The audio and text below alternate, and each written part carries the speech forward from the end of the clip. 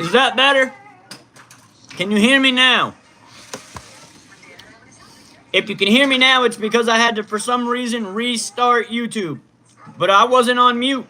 I wasn't on mute. So I didn't know. I had to literally restart YouTube. But, just so you do know, this is the alternate channel. There's 2 live streams. You will be able to actually watch the content that we're reacting to if you click the thumbnail that takes you to the channel and you watch the other live stream. You can stay here or go there. It doesn't really matter to me. You'll only get the audio here, though. There you will get the imagery. I know you guys can hear me. I know you guys can hear me over there. Let me move my mic my camera so it don't feel like I'm pointing at 2 different people. Or so it does feel like I'm pointing at 2 different people. I'm not the same person. All right. We good. I don't know why, because I kept hitting the mute and unmute to try to unmute it, even though it said it wasn't muted. And at first, I had these plugged in for my audio, but they were working too, so I don't know. Is the audio kind of weird sounding through YouTube here? If it is, I got to put this mic back in. But all right, guys, we got a couple of videos. No park. Yeah, we're not going to a park. So no park is right. Alright, so what it do? I'm Royal Ross and we back in the room. Please stay out of the live stream, Witten. Alright, what up, Jays? No. Loud and clear? Alright, cool. I just know sometimes YouTube messes and it has like a static noise in the background of my audio. So I just wanted to make sure it was good and clear. We got a couple of videos here. Let me get it pulled up in the mainstream. Click audio. All right, so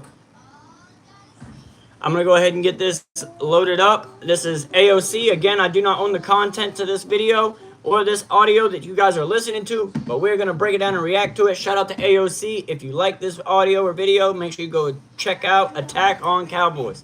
That's the name of the channel that I'm listening to this particular video from. All right, we're going to get into it, guys. Feature today, but first we're going to start off with QB1 speaking at his Children's Cancer Fund event. He's discussing a wide range of topics, from his weight to Brian Schottenheimer to the status of his health, and honestly, his answers may surprise you guys. Let's get right into it, and be sure to subscribe for more Dallas Cowboys content. But let's get right into today's show. All right, so the first thing we're going to take a listen to here is Dak Prescott and him wanting to continue to be a mobile quarterback. Let's take a listen. This is all. So, like, I had questions about that in the beginning. Right, Carnage? Yeah, I'm not sure how I technically feel about that, Carnage, myself. But there is news coming out about it, so I just want to get to it and listen to it, see what they're talking about. And I want you guys to listen while we go through it together. All right, you need to keep that door closed, man. Thank you. No park. Via the great John Machota, the homie John Machota. But yeah, I'm almost expecting to not see much mobility out of Dak this year. But I believe that even though he wants to run the ball, I feel like that even before this previous injury, Dak was not running the ball a whole lot. What up, Joe? He wasn't. It just wasn't happening. He had that big foot injury where he dislocated and broke his ankle or whatever, and he was trying to smack it on the ground to get it back in play. It was gruesome and gross, and he really hasn't ran the ball a whole lot since then. There have been some small instances. Yes, sir, Joe. But that's a lifestyle that it's easier said than done. But all right, let's go ahead and get back into it. Shout out to John for getting these videos out to the masses. Yeah, I mean, I think that's part of it. Go play. Me playing my best, I'm mobile. Whether it's actually running past the line of scrimmage or it's just scrambling. You think Dak is going to retire soon? What gives you that inkling? CMC would be great for checkdowns. That's about it. I mean, yeah, we'll just have to see. He had about a year and a half healthy on San Francisco, but we're going to get into that, Carnage. I got a couple videos on that to react to as well. We'll talk about that during that moment. Plays happen with my arm, so that's vital for me. I mean, yes, in the last, 3 or 4 years, he's had a couple injuries. Now, let's see if he stays healthy this season. you know, that may not be the narrative. We'll just have to see how it plays out. What up, Vic? What it do? We will be talking about that, Vic. So stay in here, stay tuned, stay subscribed. Make sure you guys got your notification bells on. That's a big part of this. And yeah, I've been running more. Obviously, you've got to when you're rehabbing a hamstring. So it's about just. So there's been also rumors floating around about Dak Prescott losing 50 pounds. Now let's put this in this perspective. This man was rated at, or weight reported at like 234 2 years ago, all right? Last year he was 229, 228. For that man to lose 50 pounds, you're talking that man is down to 180 something. I just don't see that being a viable possibility. I don't think that he would be. That would be more of a concern to me if Dak Prescott lost 50 pounds. So for that narrative going around that Dak lost 50 pounds and is now going to run the ball like he's Lamar Jackson, that is absolutely false. I don't know who did that. I will say, though, that Jake Ferguson was working out with Dak Prescott and he looked more slender, and he called him the Slim Reaper or something like that. He gave him some nickname like that. So the nickname part is accurate. The weight discrepancy is completely false. This man maybe lost a couple of pounds, but from what we're hearing, he said that he weighs the same. So it's completely false. So he's still weighing in around 220. So there's no possible way he lost 50 pounds. This man did not weigh 270. So CMC to Dallas. Yeah, we're going to be talking about that. We're going to be talking about that. 50 pounds weight loss. Right? Yo, dude, that would be problematic. Because that would mean that he's now becoming frail. And with the previous injuries, that just doesn't sound good. He needs to keep an amount of weight on. Yes, he does look like he has lost some weight. He does look slender. He does look more fit. And that may be by design. But the 50-pound loss, it actually came out reported that he lost 30 pounds. And then all of a sudden it turned into 50 pounds. It's like they want this man to disappear or evaporate or something, because that would just be crazy to have a 6'2", 6'3" quarterback that's under 190 pounds. That would be more of a problem in my opinion. I'm gonna go ahead and play this audio. Yeah, no, it was only a couple of pounds. I think he talks about it in this video. Just staying on that trend of just getting better. If it's not this video that I have the clip of, it's the next video that he will talk about his weight, because this video I haven't watched. The next one I have watched, and it's the only one in the list of videos today that I have. The rest of them you guys are going to get to listen to or watch with me live that I have not reacted to or watched at all. Staying mobile, but doing it while feeling healthy. All right, so what I took from that is he's not going to be trying to be Lamar Jackson, but he is going to maintain his mobility, and he's not going. And that's good to hear, because we really do need Dak to be able to maintain mobility. I don't think that we're going to see a whole lot of designed runs for him. That's just probably not the case. That's what we're looking into, having an O-line that can run the ball with a good running back behind him. That's where I think we're going to be running the ball. There may be some instances that he runs the ball. I just don't think that it's going to be like designed runs for him. Dak will have the worst O-line of his career next season. He's going to get hurt. I think the O-line this upcoming season will actually be better than last season, Carnage. Going to play afraid to move around, whether it's moving around inside the pocket to get himself some space and buy himself some time to get a pass off, or whether he actually has to break the pocket and scramble. And I know you're saying that, Carnage, only because you want him to get hurt. I know you want him to get hurt because you don't like Dak Prescott. And that's perfectly fine. That's your ulterior motive. That's how you feel. That's cool. That's cool. I ain't here to change your mind. I don't hate the guy. He's the starting quarterback for the team that I love, so I support him. Whether I like him or not is a whole nother different conversation, but that's besides the point. It sounds like he does want to do that. Obviously, legs when completely necessary, instead of forcing that back. No, that's what I'm talking about. That I do agree. Honestly, Carnage, the O-line got better last year when Zach Martin left because of how poorly Zach Martin was playing. Zach Martin had the worst career year, or the worst year of his career last year. This man normally had more Pro Bowls than he had pressures allowed. That was not the case last year. Last year, he doubled, tripled, and quadrupled up on the number of pressures he allowed. Zach Martin was out there looking like an empty dumpster. He was not himself. He was hurt, and then age was kicking in, and it just wasn't a good mixture, hence why he retired. Once Brock Hoffman came in, Terrence Steele actually slowly developed into the best O lineman on our field last year, despite him playing poorly earlier in the season. And I think it was a lot to do with the fact that he wasn't trying to help Zach anymore. That Brock Hoffman came in and was able to hold his own. Not that Brock Hoffman is Zach Martin or better. That's not what that is. But Brock Hoffman was better last year than an injured Zach Martin or an aged Zach Martin. So the O-line got better when Zach Martin went out. If you actually go look at all the statistics, once Zach Martin went out of the lineup, they started playing better. Love to see QB1 kind of return to this style of play. I think that the previous regimes maybe tried to turn him into more of a pocket passer. I mean, honestly, that's the current regimes have tried to turn him into a pocket passer. But he did come in and was good because he was mobile. The fact that Dak was mobile is what also helped him earlier in his career. Dak in his video, he is slimmer.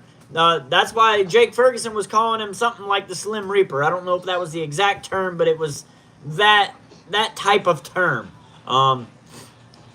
But yeah, we're going to get back into it. Passer than what he needed to be because one of his superpowers coming out of college. But 100%, Zach Martin's shoes are huge to fill. But I think Brock Hoffman will be very serviceable. If not, we did bring in Shadiga Jones or Shadiga Charles and Robert Jones. I kind of mixed them. Maybe they can help in being like a swing guard or who knows. And what made him a pro was his mobility, right? So he does need to maintain an aspect of that to his game and utilize it in a smart fashion. So I like what he said there. The next thing here that we're talking about is if he had to play a game today, he definitely could do that. Let's take a listen to him on his injury return. You know where I want to be. I don't want to put a percentage on it. Know we got team activities coming up.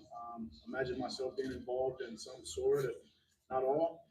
Okay. Right. My age, what I had, what I went through is it's about getting to the fall and being my best in the fall. So I'm not rushing anything, but I'm where I want to be. Excellent, excellent. So that's good. So he is moving around. He is running the ball. I'm doing great, Jalen. How's it going, bro? How's it going? Carnage up in there with a little promotion. There you go. All right. It sounds like he's good, man. I think that the Dak Prescott hair. I mean, they're saying that if we had a game today, he would be ready to play. He's not at 100% yet, but he's definitely getting there, and he's in better shape than he was coming into the previous season. String deal. I think at this point that's somewhat of a non-issue, y'all. I think we kind of put that one to bed a little bit. And this is in response to the injury-prone questions. Not necessarily. I mean, you're talking different injuries, whether you're talking the ankle to the thumb to a hammy off the bone. And I will agree that technically those three injuries, I wouldn't consider you injury-prone. When you start reoccurring the same injury year after year, like Tony Romo was doing, the collarbone or the ribs were always an issue with Tony Romo. And he couldn't get past that. Dak's injuries have been completely different each time. So I don't know that that's necessarily more prone for injury with that case, or if it just damn so happened to be the chance that he got hurt. Now, last year, I will say, I was calling the National Football League of getting hurt. All-star players on teams across the league were getting hurt at a higher rate last year than I have ever seen in any other football season. And that's all the teams. All 32 teams had star players going out like crazy last year. Now, there were some exceptions to that. There were some teams that stayed really healthy, i.e. the Eagles and teams like that. But a lot of teams were losing star players at just a high rate last year, and it was crazy. It's about following the team, following my PT Luke Miller and the plan that we put together, and the doctor and Dr. Brom, and I'm excited about where I am. If I had to play a game today, I definitely could do that. So It's about moving forward healthy to make sure I can play 17 when the time's 20, whatever that we get to when the time's right. Okay. So there it is. And Dak's kind of pushing back on that injury-prone discussion. And I think that's ridiculous. I mean, to me, you call a guy injury-prone, he's repeatedly having soft tissue injuries, or he's having the same part of his body that just can't get right. He got an ankle. I agree, Carnage. I will agree to that to an extent. That they are more work. The injuries are happening more because they're having to pull back on certain plays because they're not able to just play free willy. They have to go out there and be conscious of all these new rules that are in place to try to protect players' health and safety. But doing that makes players have to second guess and think again while they're about to try to make a play, so that to then causes mistakes and also causes injuries in return. So it is kind of a counter effect to the league trying to better the team's chances of staying healthy, but in return has started to hurt the team's chances of staying healthy. That just stays bulky and just can't get right. But when you're talking about freak accidents, man, a thumb going off of someone's helmet, that's a football accident. That's something that happens in the course of the game, and there's nothing injury prone or anything that he can control about that. No amount of. I agree on that thumb injury 100%. The foot and the calf or the foot and the hamstring, again, those are two crazy accidents. Like that Giants game where, who was it? That Logan Ryan or whoever, I can't think of who it was, but the drop hip tackle that he did on Dak that took his ankle out, it was wild. And then the calf was kind of a freak accident. Like, he was running, he didn't even feel the pop. He didn't feel it till he went to get the ball snapped in the next play. Then he felt it and was like, shit, that burn. That's a burn. Conditioning can prevent you from breaking your thumb on someone's helmet because they just happen to be right up in your damn pocket when you're trying to throw that ball. The broken. And that was a lot last year. I mean, Dak Prescott had a hard time last year because the O-line was allowing players to be in his face. So he was either getting hit, having to throw off his back foot, or running for his life because the O-line just was doo-doo last year. The broken ankle, come on, man. They literally just outlawed the tackle that was used to break that man's ankle. Yeah, that drop hip tackle, yeah, they did outlaw it. And word and rumors are they're going to be outlawing the tush push too. What up, Crystal VR? That's just how I do. But if you go check out the other live stream, Crystal, that will have the video that we're reacting to. You'll be able to see it. See, I'm here. You'll be able to see it and hear it. So it'll look like this, and I can bring the chat on the screen. So if you guys want to be able to watch the video that I'm reacting to live and not just hear it, because you guys can hear it here, but you'll be able to watch it if you go to my channel and click on the other live stream. I know both thumbnails are exactly the same this time, but you just have to click and figure it out. It should tell you that it's streaming from a platform. So obviously, that's not his fault either. But yeah, it's just the way, having multiple devices, Crystal, having multiple devices. Adrenaline was the reason he didn't know he popped. I know. That's the same reason why he tried to pop his ankle back in place by smacking it on the ground. That was his adrenaline. That's crazy, though, to think that you're smacking a dislocated, broken ankle on the ground. Like, I was like, oh, why are you smacking that? That thing's backwards.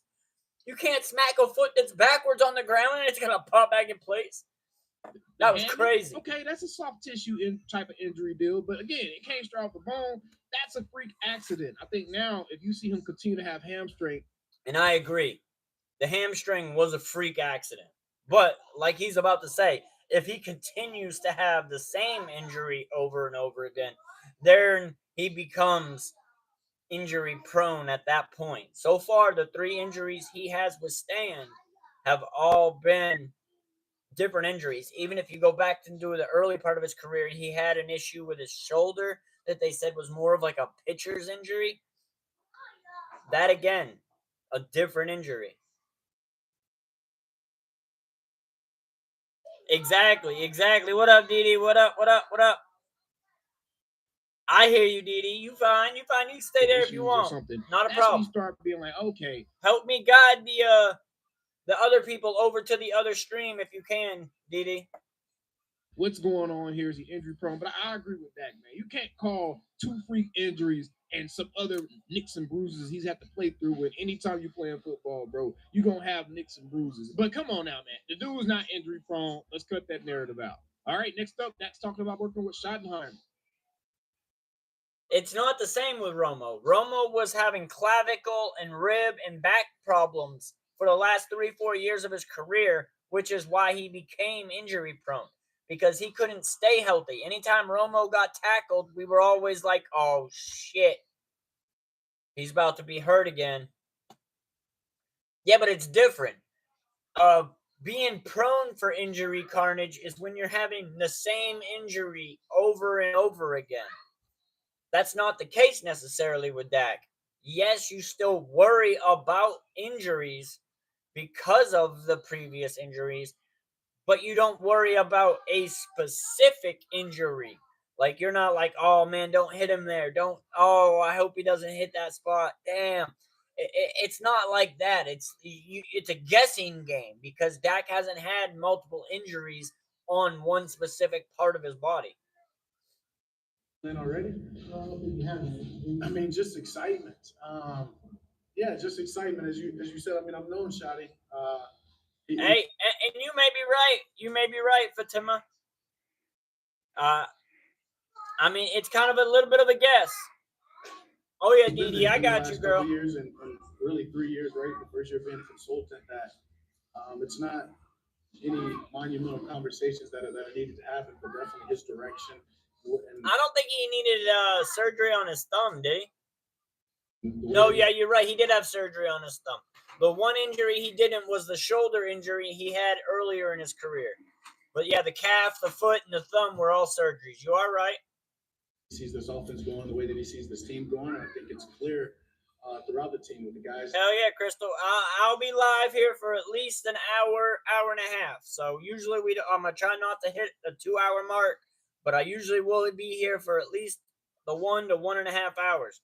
Football season, man, you'll have me all day damn near.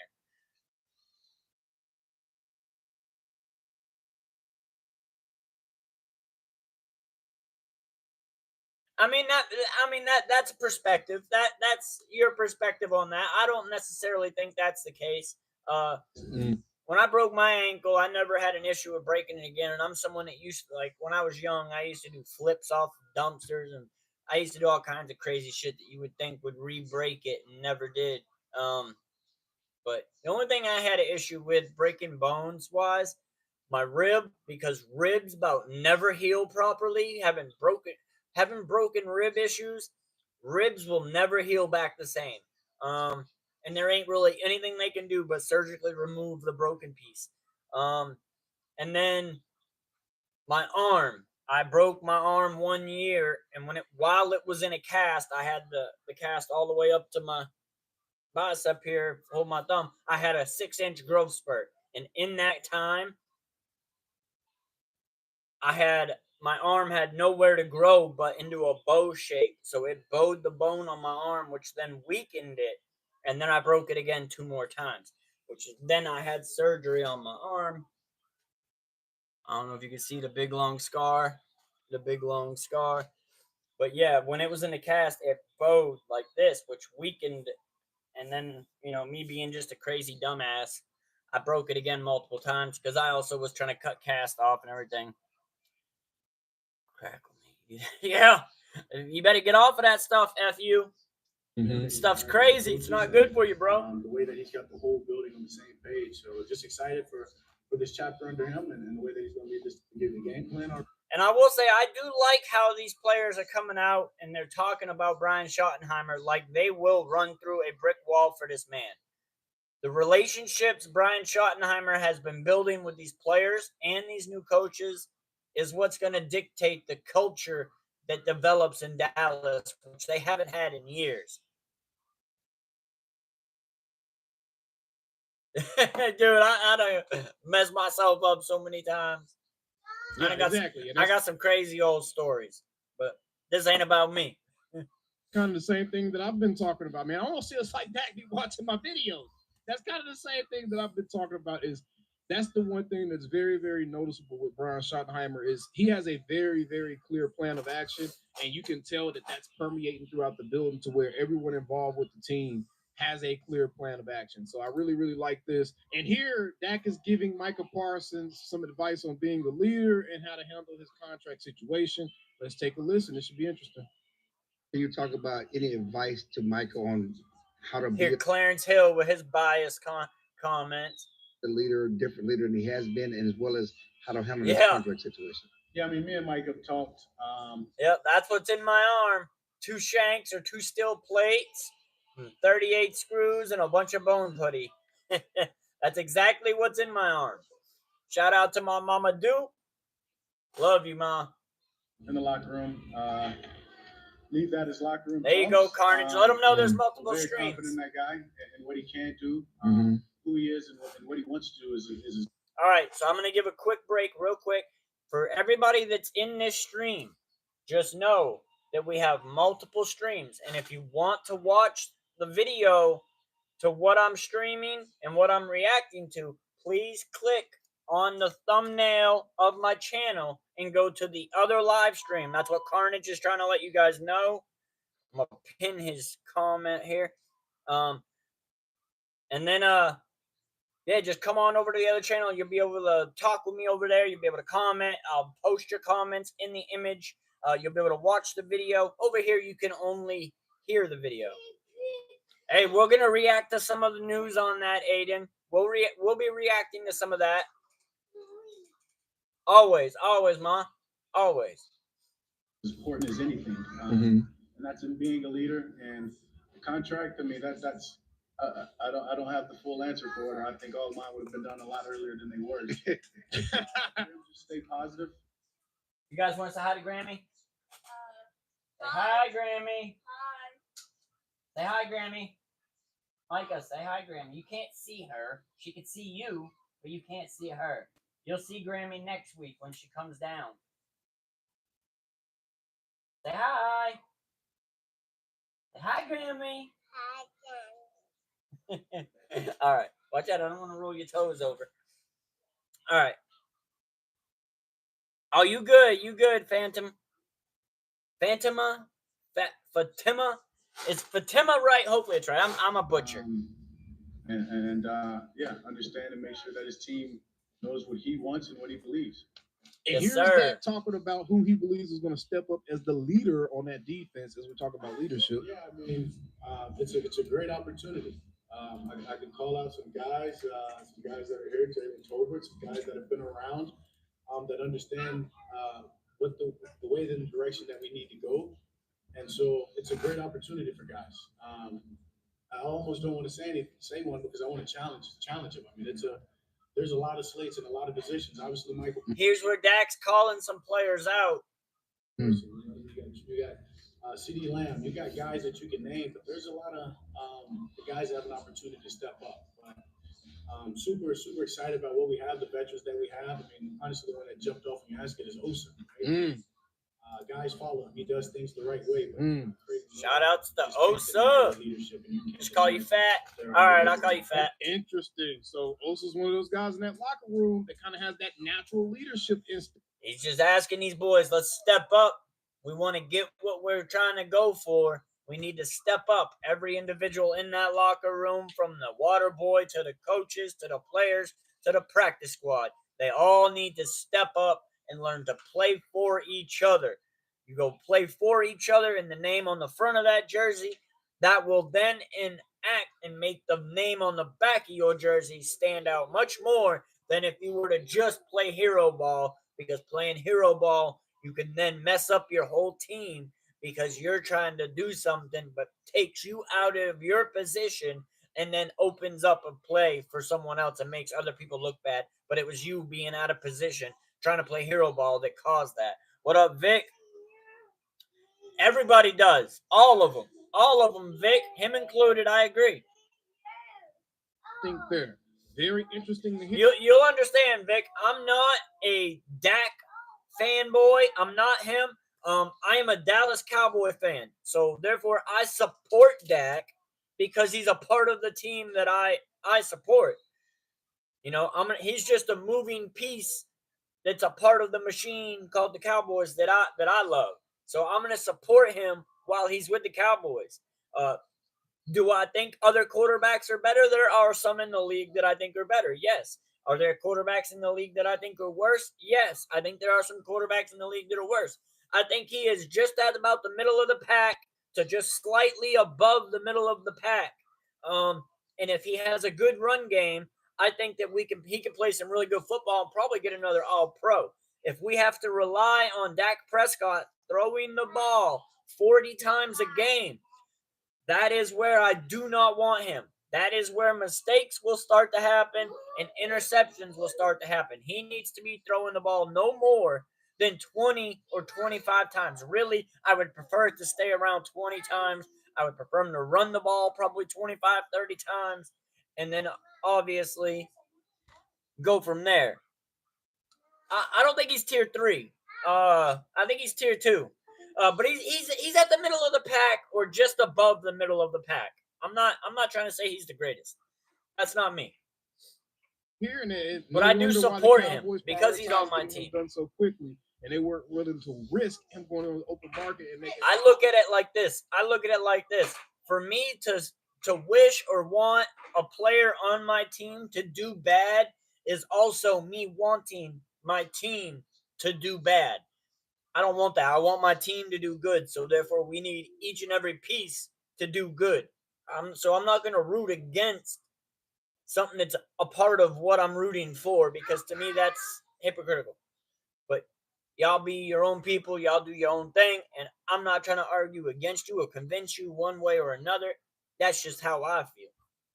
And the bidding war. So very interesting stuff there from QB1, man. And that's kind of the overall feeling I've been getting on Micah, and just kind of seeing how the impact that this season has had on his psyche as a young man, as a football player, and kind of coming to terms with his football mortality and understanding like, hey, you're not invincible. Hey, this thing's not going to last forever. So let's get the most out of it.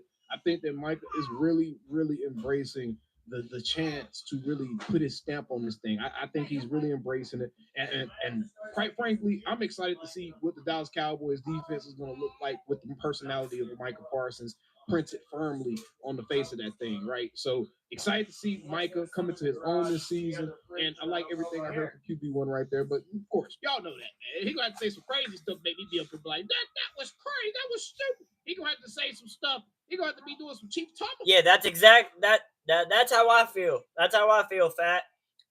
I'm either gonna support my team or not support them. I can't say I support my team and then root against a piece of my team. That's just it don't sit right with me. For me to do that, but either way, man, QB1 has spoken, and I'll see you guys on the next one, man. How about them Cowboys? The next show I'm doing is probably it's gonna be one of the ones, man. It's a vintage Dak Attack episode. That's your bottle. You just asked me. Calling me, texting me. All right, I can't do the audio. All right, so we're done with that video. We got another video here. Shout out Mark Holmes. I will be on a live podcast tomorrow with him at 5 o'clock. Yeah, you got milk on the tablet. You just wipe it off. Here. All right, so tomorrow I will be on a podcast for the NFC East. It's more of a Zoom call with this man, Mark Holmes, and others from throughout the NFC East. So tomorrow, make sure you guys go live and tune in with that for me. Make sure your notifications are on so you see when I go live for it. But there'll be a call that I'm on with him and others. You'll see Loyal Cowboy there, Game Time Brian. You'll see some Redskin fans. You'll see some Eagle fans. So, man, make sure you guys tune into that. And then we're going to get into this now. Time to get back to work, back to life, and back to reality, and back. Will not have to go. Now, his videos, he does incorporate a lot of his personal stuff in as well. So I'm trying to skip through that a little bit. Through the heart problems and things like that. And I appreciate each and every one of you guys. And it's now time for me to get back to work and get things going again. Because time is short. Platform viewers think they are credible. Shady McCoy There we go. has the dumbest takes in sports media. Literally. You're the instigator, the orator of the town. You're the worst when you convert, just a big mouth clown. I don't know that Shady Run McCoy has ever DMC. had a credible take. I don't think he does any homework. No, Shady McCoy is hot take city. That boy, everything that comes out of his mouth is hot garbage. I don't even think that he takes the notes that they give him and even reads them there. The only thing, you know what Shady McCoy is? Shady McCoy is like back in the 80s, you know, when you had rappers, you always had the hype boy, the hype guy, okay? You had the rappers out there actually doing all the real work and stuff, you know, and Flavor Flav, yeah, boy, that's Shady McCoy. Shady McCoy, he ain't even a good hype man. All right, try to get Dak Prescott, to the his comments. ass. Seriously. And it's no wonder that sports Yeah, exactly, media on exactly, cable Fat. is dying. Now, here's the thing. You know, he not publicly available while the show is based in Fox Studio Lot, great. The specific budget for the facility operations in New York City, Charlotte, North Carolina, and it's just Emmanuel Acho, and has not Trying to noted get that to the the show spot went where he dark talks after about the content. reconstruction of Episode 1's content. And the facility basically is replacing Undisputed. Undisputed. Undisputed, basically, ratings were about 121,000 people or used to one of those shows. All right, come on. Where's the content? With multiple cameras and views. Man, nobody is tuning in like that. No, or you did. You got to pull the Band-Aids off and let you know kind of what's going on. And he's 100%, you know, incredible with what his takes were. I would love to get him actually, I would love to do, like it or not, thing. Stay All relevant. right. Get to where he's talking about the actual You know, content. Jordan Taylor, and I'm on Speak in the facility, and all wrote that song straight up about shit to Shady McCoy. But keep on, Shady. You know, I ain't mad at you, I man. think we're You getting have to into do it now. something to get people to listen to you. And if the only thing that you got is dissing somebody, well, you know, use what you got, bro. Use what you got. I would like for you to actually do some homework and actually have real insight about the game itself, because you have played on an elite level. You should be a wealth of knowledge other than a hype man. I posted a video last night. Yesterday was a rough. We need leadership from some of these players. He kind of called out Jalen Tolbert. You know, Yes, Jalen sir. Tolbert. You know, this is a year we need Jalen Tolbert to really step up and to become a really good player for us. I would love for us to be able to get that number 2 and Jalen Tolbert develop. I think Jalen Tolbert is going to get a chance to be a solid number 3 on this team. I think, though, that if he slips one bit, I think Jonathan Mingo may steal that position from him. Into being, because Jonathan Mingo, I think, is really a good talent. I think he hasn't had a good, fair shot to see what he could do. And I think he could very well be a solid number 3. But we need a number 2 wide receiver still. Hopefully that's what falls to us in the draft. that great number 3 wide receiver for us. The more weapons we can have, the better. And so Dak called out and said, you know, we need leadership from guys like him, you know, another guy like Osin Digazua, and of course from Micah Parsons. Yes, And sir. we truly do need that. We need these guys to get on the same page. I find one of the things I think is kind of cool was Micah Parsons talking about going bald-headed, and you saw Wanye Thomas and saying, like, yeah, let's do this. I don't know if it's all. I don't know about all the going bald-headed. I don't care what they do with their hair. Like, I don't care if Micah Parsons wants to shave his hair and Wanye Thomas wants to follow him. That's fine with me, but that shouldn't be a talking point. That shouldn't be a conversation that we're having throughout the offseason about football, is what the players are doing with their hair. To me, that is a pointless conversation that shouldn't even be talked about. We don't care what you do with your hair. Shave it, grow it, braid it, throw it. I don't care. Your hair is your hair, man. That's you. Do you. I care about how you play and how you perform on the field. All going bald that brings you all together, but you do have to find something Going bald, it'll bring you all together. to make these guys understand that we're just not out here for me to get my biggest paycheck. Joe have potential. Who's Joe?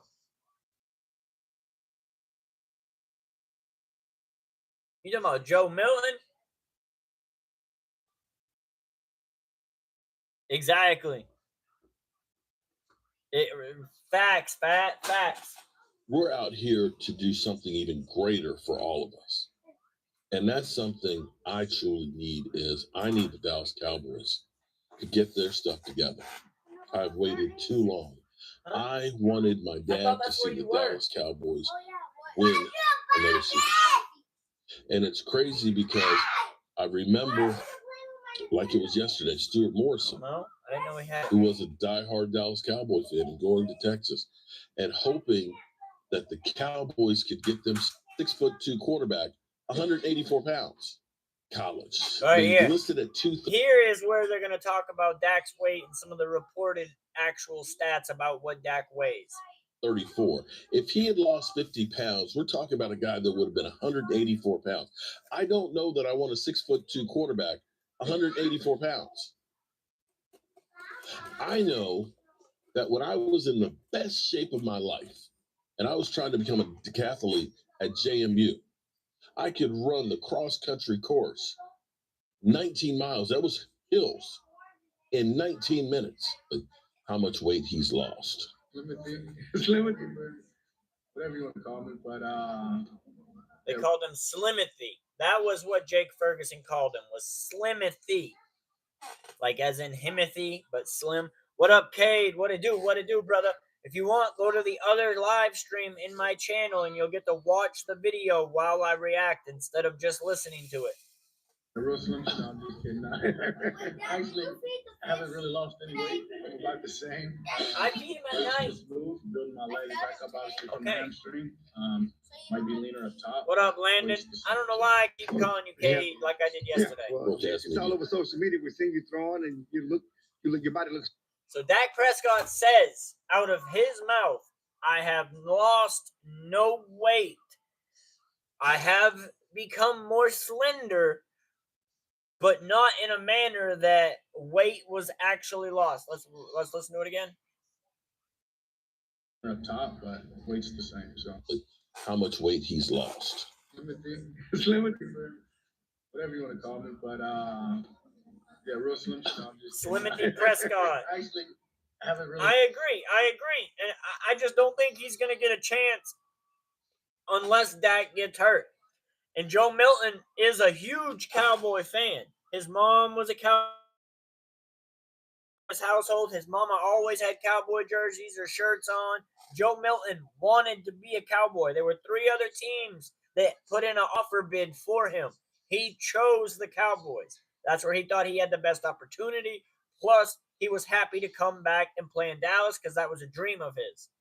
Lost any weight. I'm about the same. Weight's just moved, building my legs back up, obviously from the hamstring. He just said weight's the same. Lost any weight. I'm about the same.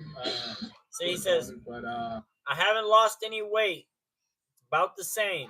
So if he lost any, it was a very minuscule amount. yeah, real slim. No, I'm just kidding. Actually, I haven't really lost any weight. I'm about the same. Weight's just moved, building my legs back up, obviously from the hamstring. Might be leaner up top, but weight's the same. So Might be leaner up top, but the weight is still the same. That's what that's out of his mouth. That's out of Dak Prescott's mouth. What up, Wyatt? I agree. He's got an 80-yard deep ball too, bro. He threw that ball 80 yards with a flick of the wrist. Man, I broke down some videos and reacted to some videos of that. we have the interest. Yeah, well, Okay, it's all over social media. We're seeing you throwing, and your body looks different. Yeah, I mean, it's just the work that I put into it. Unfortunately, I've been through this process of recovering from injuries before that. I embrace it. I embrace it. And I know that a better version of me is on the other side. And so that's just the way that I've approached this whole off season, this whole rehab process. And in the sense of that, as I said, guess I've moved weight around more than I've lost weight. But I feel great. So he says he has moved weight around more than he has lost weight. So maybe it's more that he's got more of a muscle mass than a fat content, because fat weighs more than muscle. I mean, my bad. Muscle weighs more than fat. So that it very well it's a weird fluctuation.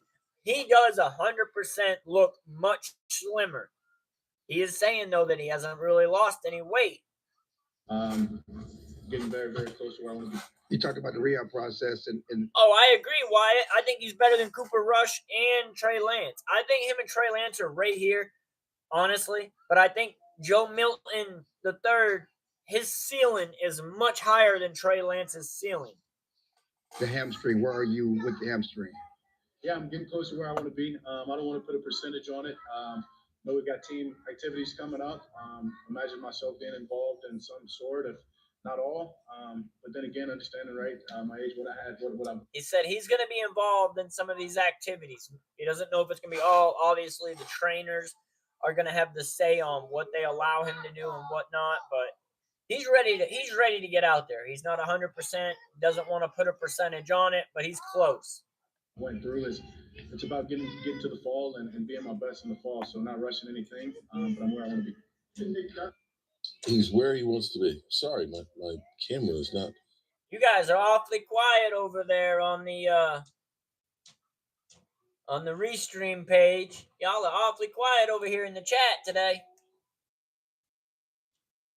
I see y'all in there, but y'all are awfully quiet. My camera is not hitting and holding this morning, so forgive me on that one. All right. But I'm where I want to be. Yeah, I'm getting close to where I want to be. He's getting close to where he wants to be. I like hearing that. And we do have team workouts that are going to be starting soon. And when he's talking about Shotty, I really feel like the team is really falling into respecting Schottenheimer. I think all the players have a high respect level for Brian Schottenheimer. I think they're all wanting to play for him. With this being his first real opportunity and chance at possibly winning something, they want to get their first with him. So they're coming together and they're wanting to play for each other, which is something that our Cowboys haven't done a lot of recently. Now we'll see how this year plays out, and hopefully the changes that we've heard and seen in the offseason trickle through into the regular season, and we start to see that make a difference in a positive manner for the Cowboys. Already? I mean, just excitement. Yeah, just excitement. As you said, I mean, I've known Shotty. He's been there. He's been the last couple of years. And I didn't even think about it, but I should have just pulled up this video of Dak himself and just kind of did my own reaction to it instead of listening to AOC and Mark Holmes' reaction to it. But I kind of like to hear other perspectives as well. So if y'all want to give me y'all's perspective in the chat, y'all more than welcome to do so. I'm happy to go ahead and read and conversate with those about that. But really 3 years, right? The first. What do I think about Gennaro? Who's Gennaro? I don't know who Gennaro is, Pat.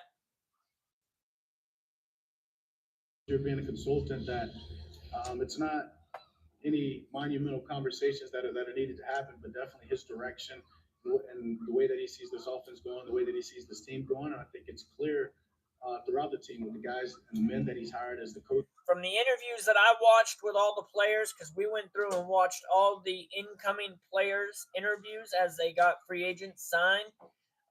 We watched and reacted to all those interviews. They all reiterated the same messages. So obviously the message from the coaching staff is very crystal clear. These players know what they are brought here to do, and they know what is expected of them from Brian Schottenheimer. That is good, because clear communication is going to be a big factor as well.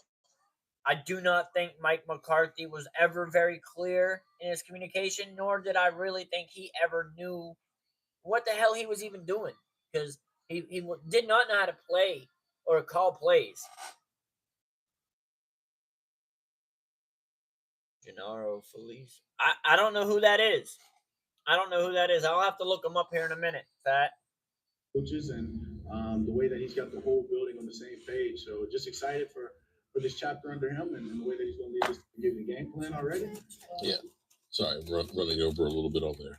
And to piggyback on that, we have the workouts begin on Monday, 2nd, also May 28th to 30th, June 2nd and 3rd, June 5th, mandatory minicamp will be June 10th through 12th. Now, the question will be here is, will we see Micah Parsons there? Everybody that's on this live stream right now, if you want to watch the video that we are reacting to, click the thumbnail that takes you to my channel and go on the other live stream. There's 2 live streams right now, so you guys can watch the video over there, or you can listen to it over here. Either is fine with me, but you are able to watch everything that I'm watching over there if you want to join that. That's also where a bigger chunk of the community is for the chat line. What up, Calvin? What's good? What's good? McCarthy should have been out of the league after. I agree. And what did Green Bay and Aaron Rodgers say about him? That he was bad with play calling and time management. Same things we had problems with here in Dallas. What, Micah? It's full. You don't like it anymore? Well, then I don't know what to tell you. All right, we'll get back into it. Now, there's one more clip that. What up, boo boo? What it do? What it do? Hey, man, click the thumbnail that takes you to my channel and go on the other live stream. That's where everybody is. If you guys look, that's where everybody else is. So if you want to watch the video and be where everybody else is, go to my channel and click on the other live stream. This one only has the audio for my reaction. That one has the video and audio. If you don't want to go there, then you can stay here. You're perfectly welcome. Oh, Micah Parsons, man, I love Micah Parsons. I mean, I named my son after Micah. My 3-year-old's name is Micah. My oldest son's name is Witten. Yeah.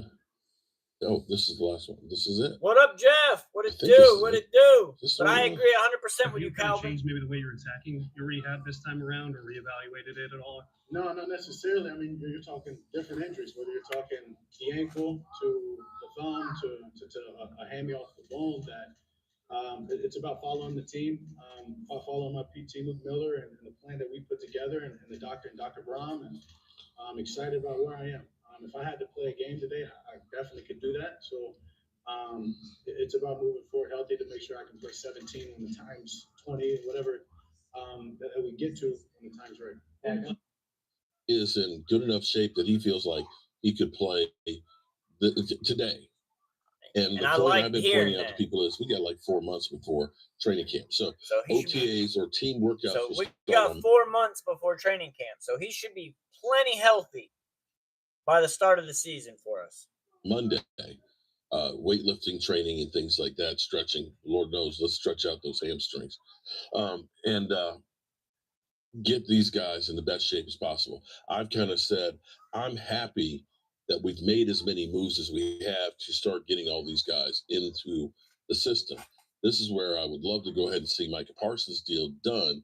So that way he's in here with everybody right now.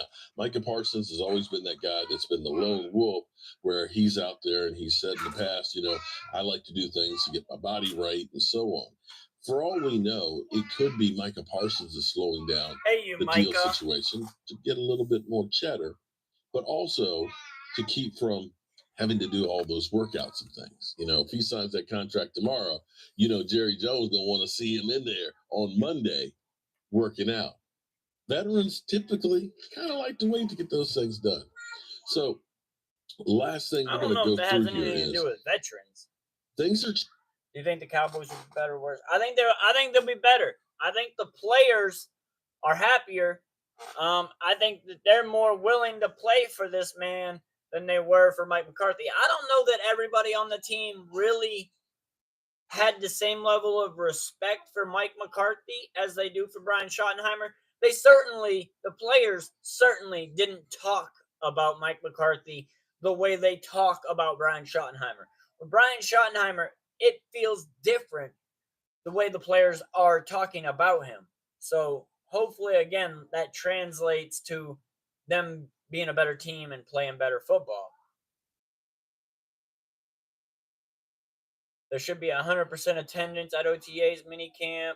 Most persons in Tokyo while the team works out. Yeah, Parsons is talking about that he will be at training camp. From what I'm understanding and I'm hearing, Micah Parsons will in fact be at training camp.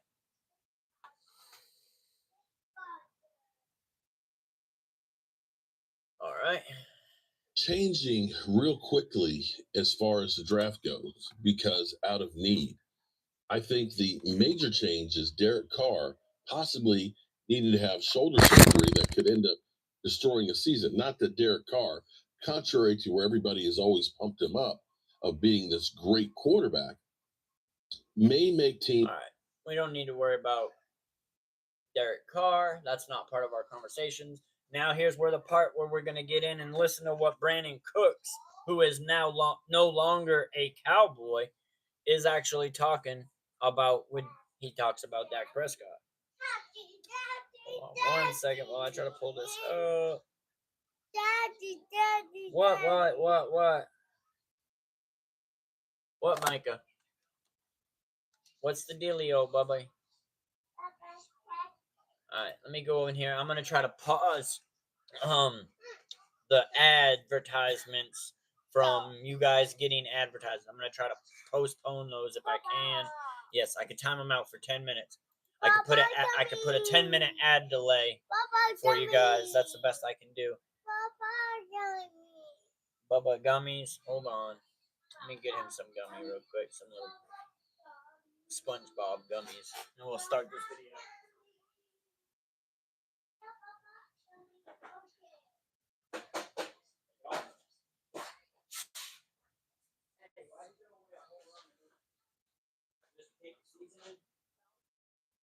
Lies. Look, Micah, here. I'll give you some of my Lifesaver gummies since Bubba ate all those ones. Yeah. Here. Here.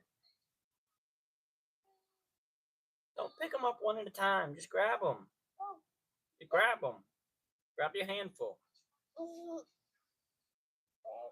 Just grab them, baby. Good Lord, he's picking up one at a time. Wait, you don't want any more? I was giving them all to you. What up, Michael B?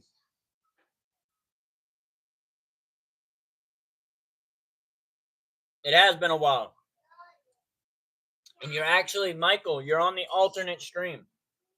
If you go to my channel and you click the actual, the other live stream, there's 2 live streams going. This one, you'll be able to watch the videos here that we're reacting to. So you can stay here and you'll be able to hear the audio, or you can click into my channel and go to the other live stream. You'll actually be able to watch all of the video that we're reacting to in real time here. All right, so I'm going to get into this right now. This is Brandon Cooks talking with Clarence Hill, brought to us from DLLS Cowboys Podcast. So shout outs to them. And if you like this video, go check them out. They also put out content about other teams as well, but this is the Dallas sector of them. Yeah. Right now, yeah. This is number what? 3. Number 3. Are we done? That's a question I asked Mama. They all good, so. All right, we don't care about Brandon Cooks and what he's doing in his personal life. 2 boy twins. So. Congrats if he's having another child. Congrats to him. But let's get into the content, guys. Come on. All you can do is pull out some. There you go, Michael. You got it, brother. Hey, hey, Michael, if you got your notifications on, you'll see that I'm live all the time. Just people haven't been getting notified of this new version of how I do my live streams. So people have been missing out on the channel. So make sure your notifications are turned on and you'll be able to come through and pop in and hang out with us much more often, Michael. We'll see. Well, we got some videos to talk about with that. I'm not breaking that news. I'm reporting it. So whether it happens or not is out of my control. It's out of my conscience. But we will here, in fact, be reacting to a couple videos regarding that.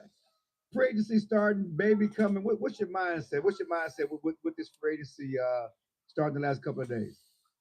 Yeah, my mindset is just really taking that time and listening to these teams and seeing what the fit can be. I'm excited. I really am. And also, Birds, I don't think that Christian McCaffrey now is Christian McCaffrey from 3 years ago either. Honestly, but we'll see. Get back on the field. So whenever that decision is made, a lot of people got to pay. It's interesting because you've been traded a lot. Have you ever been on the market? No, first time in 12 years. Right. It's crazy that during Brandon Cook's whole career, he's never been a free agent until now. That stinks for him because that means he never truly was able to get the big bag that his skill set could have possibly earned him. Yes, sir. Yes, sir. So, I mean, that's just unfortunate for him that he didn't get to hit free agency until he got to out of his prime, because he obviously ain't in his prime no more, as he's now in his 30s and on his third child, which has no effect on the gameplay. Always been traded. Somebody's always wanted you to come after you. You've been traded a lot. First round picks a lot. Now's the first time you get in the market. What's that like? I mean, is it a different mindset? Obviously it's new territory for me. As far as the mindset, no, just because I know what I'm going to be able to bring to the table. And like I said, as simple as I can, the simplest way I can put it is, there's a lot of fuel. I remember what this past year was like. These past couple years was like, and I just can't wait to strap it up. That's the best way I can put it, Clarence. For real. Okay, you brought the past couple of years, obviously. Now, I wasn't necessarily the biggest fan when we brought Brandon Cooks in, but that's because I literally thought we had a player that was very similar to him, but younger, in KaVontae Turpin, and who was also faster. You could say KaVontae Turpin is a punt returner, kick returner, but he also got an MVP in the UFL for wide receiver. So you don't get a wide receiver MVP unless you're good at the position. So that, with the speed that he had and the catchability that he had, I thought that he was not that he was a Brandon Cooks, but that he was a Brandon Cooks-like type player. I wanted us to get a player that was much bigger, much more of a red zone target, more of like a DeAndre Hopkins or a Davante Adams. Those were the two players that I was really trying to call for. But obviously the Cowboys went in a different direction. They went with a smaller guy, which I thought we already had, so we didn't need him. But I'm not the owner or the GM for the Cowboys, so I don't get to make decisions. But I would have brought in, when they brought in Brandon Cooks, I would have brought in either Davante Adams, which it would have been my preferred, or DeAndre Hopkins, which I would have took if I couldn't get Davante Adams. We did neither. Just like this year, I was hoping that the Cowboys were going to go and trade the 12th pick in the it's either the 170th or the 150th pick to Seattle to acquire DK Metcalf and the 18th first-round pick. They would have got the 12. We would have got the 18. We would have had DK Metcalf, who would have been great next to CeeDee Lamb. Now, yes, we would have had to pay him a high contract, but we could have lowered the salary cap by giving it a longer extension. We could have lowered the salary cap on it this year. What up, Landon? We didn't do that, though. Obviously, the Cowboys weren't in on that. We do know that they were in on Cooper Kupp. We had Dak Prescott and CeeDee Lamb that were advocating to bring in Cooper Kupp. The Cowboys were interested. Once they heard what Cooper Kupp was asking for monetarily, they then were not interested. So let's get into what Brandon Cooks is talking about here a little bit. you don't feel you was used to your best ability. So you talk about that. That's coaching. Brandon Cooks does not feel that he was used to his best ability. And that's because Mike McCarthy does not know what the hell he was doing. What? Yeah, and that's no shade or nothing. What yellow? Here, Here, there's only a few left. A lot of guys on the team. No yellows, my though. strength is what I bring to the table. I don't think I was used right, but that's no excuse. It is what it is. He does not think he was used right. We see you. We see you, Landon. It don't matter what year it is, I can roll. So to be able to go out there and go catch the deep ball, be moved around, motioned around a lot, like a lot of these new offenses, is going to be important. And that's going to show. That's going to show. Which is what Brian Schottenheimer was wanting to do last year with the Cowboys offense. Mike McCarthy was not letting him implement any play style or any play into the offense. So, therefore, Brandon Cooks could have been used in a better manner last year by the Cowboys had Mike McCarthy let Brian Schottenheimer actually do something. But he didn't. He went out on his own cognizance and got his head chopped off at the end of the year. Hey, Landon, stop saying hi over and over again. Are the Cowboys? That becomes spam. Oh yeah, we don't do spam. Talk with Will the other day. That door's not shut. Absolutely not. Like I said, I got a lot of love for those guys in the locker room. I think Shotty's gonna do a heck of a job filling his. See, even a player that's leaving thinks that Shotty is going to do an excellent job. So all these players are saying that they got faith and they know that Shotty can produce and be a good coach. These guys are all wanting to play for this man. So there's no reason for us to bash on him when the players are thrilled about it. Face to it. You know, Dak is still one of the top quarterbacks in this league. And they know how I feel about them and they know how I feel about the organization. And so we'll just kind of see how it goes.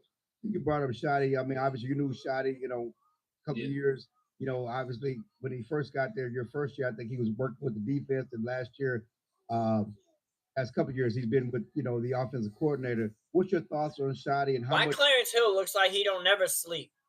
He's always got some dark rings around his eyes. That man need go get some sleep, Clarence. Can he bring change to this offense? You know, that's a good word. I don't necessarily would think it's quote unquote change. I think it's just sprinkling his way about going and doing things. I think he's going to take some of McCarthy's foundation and then he's going to add some of what he's got and kind of like just gel it all together. He has a lot of energy. He's going to bring the energy every single day. He's going to bring the best out of his players. So I look forward to just seeing him in that position, in that role. I think he's going to do a great job. People talk about his communication skills and how he relates to guys on both sides. If you just go into that a little bit, how he communicates with you guys. Well, first of all, he still thinks he's young. Okay. He's not, but he Brian Schottenheimer thinks he's young. So that's the start. I think that alone right there is going to get, guys to just, be able to gel and vibe with him. But like you said, his experience on the offense and the defensive side of the ball, I think what he's going to understand is how the defense is going to try to attack his offense. And I think some of those coaches that he brought in is going to help him to be able to minimize that. And really, like I said, kind of put sprinkle his taste on everything. But from a quarterback standpoint, receiver, he does such a great job of communicating in his own way with each position. I think that's great from the head. Scared of what? It's coming to the Cowboys, certainly with a lot of high hopes. Houston coming to an organization you thought was on upstream or give you a chance to win again. You go 12-5, and what happened last year? What happened with that team other than the injuries? I mean, what happened? I mean, I look at last year, it's very disappointing. Like you said, yeah, you got the injuries, but just even from the standpoint of it almost felt like the year before there was such high hopes, didn't get it done, and I think a little bit of that kind of bled over into the next season. And then, finally towards the end of the year, there was some sense of urgency, but as you know, in this league, that's too late. So I think just the letdown from that year before, I think overall as a team, it was like, man, that was the year. I think, they'll do a good job of resetting, making some changes, the changes that they made and whatnot. I think that vigor, that energy is back, and a lot of motivation and fuel is definitely back from the guys. Do you question the culture, tours? I mean, there's so much talk about the culture, and talk about the culture and the brotherhood in the locker room. Is it a winning culture? It is a winning culture. I think I would tell you right now that is one of the closest locker rooms I've ever been a part of. So the Dallas Cowboys the locker room now is as close of a locker room that he's ever been in. So the players are close together, tight knit as they've ever been. And it's the closest locker room he's ever been in. My career, and I've been part of some great locker rooms. So I would say that. And he was with Tom Brady. The will to fight for one another and all that, how close everyone is. That's both sides crazy. of the ball, it's almost second to none. I think when you talk about the tours and all that, that's just an excuse. That's just an excuse because if it ain't going right, you can say that. But if it's going right, you're not talking about it. I think if That's people facts. understand that if you can use it as a positive, being on the Cowboys, if you can focus on the main task and the task at hand, and then all this other stuff comes along with it, then it's great. But if you focusing on, you want to be famous, you letting the star build your brand instead of you building your own brand. And that's what a lot of people have said about the Cowboys. Micah Irvin has said it a lot, that the Cowboys aren't one brand. The Cowboys are 53 brands all fighting to get their name out there, which has been a big reason of why they've been soft and lackluster on defense and just not good when it comes against playing in the playoffs. And that's just being the best football player you can be. And that's when it can become a distraction. So I think it's an excuse. It is what it is. It ain't changing. We all know that. And so welcome back, Crystal. Welcome back. Embrace it. You know what I mean? What did you like most about being a Cowboy? Well, Crystal, if you want to watch the video that I'm reacting to, you just got to click into my channel. Click the thumbnail that takes you into my channel and go to the other live stream. Or you can stay here, but you're only going to get the audio here. There you will get the video as well. And there's other people there. Man, I think the pressure, the expectations, you're always supposed to be great as a team. I love that. I love that as a player. I think this past year we didn't live up to that, as a whole.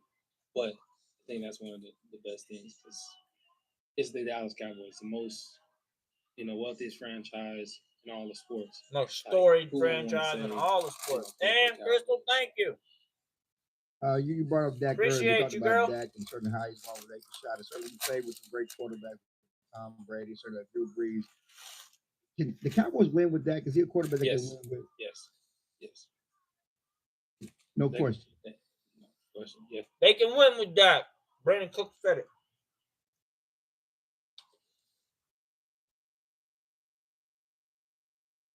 Quick side note.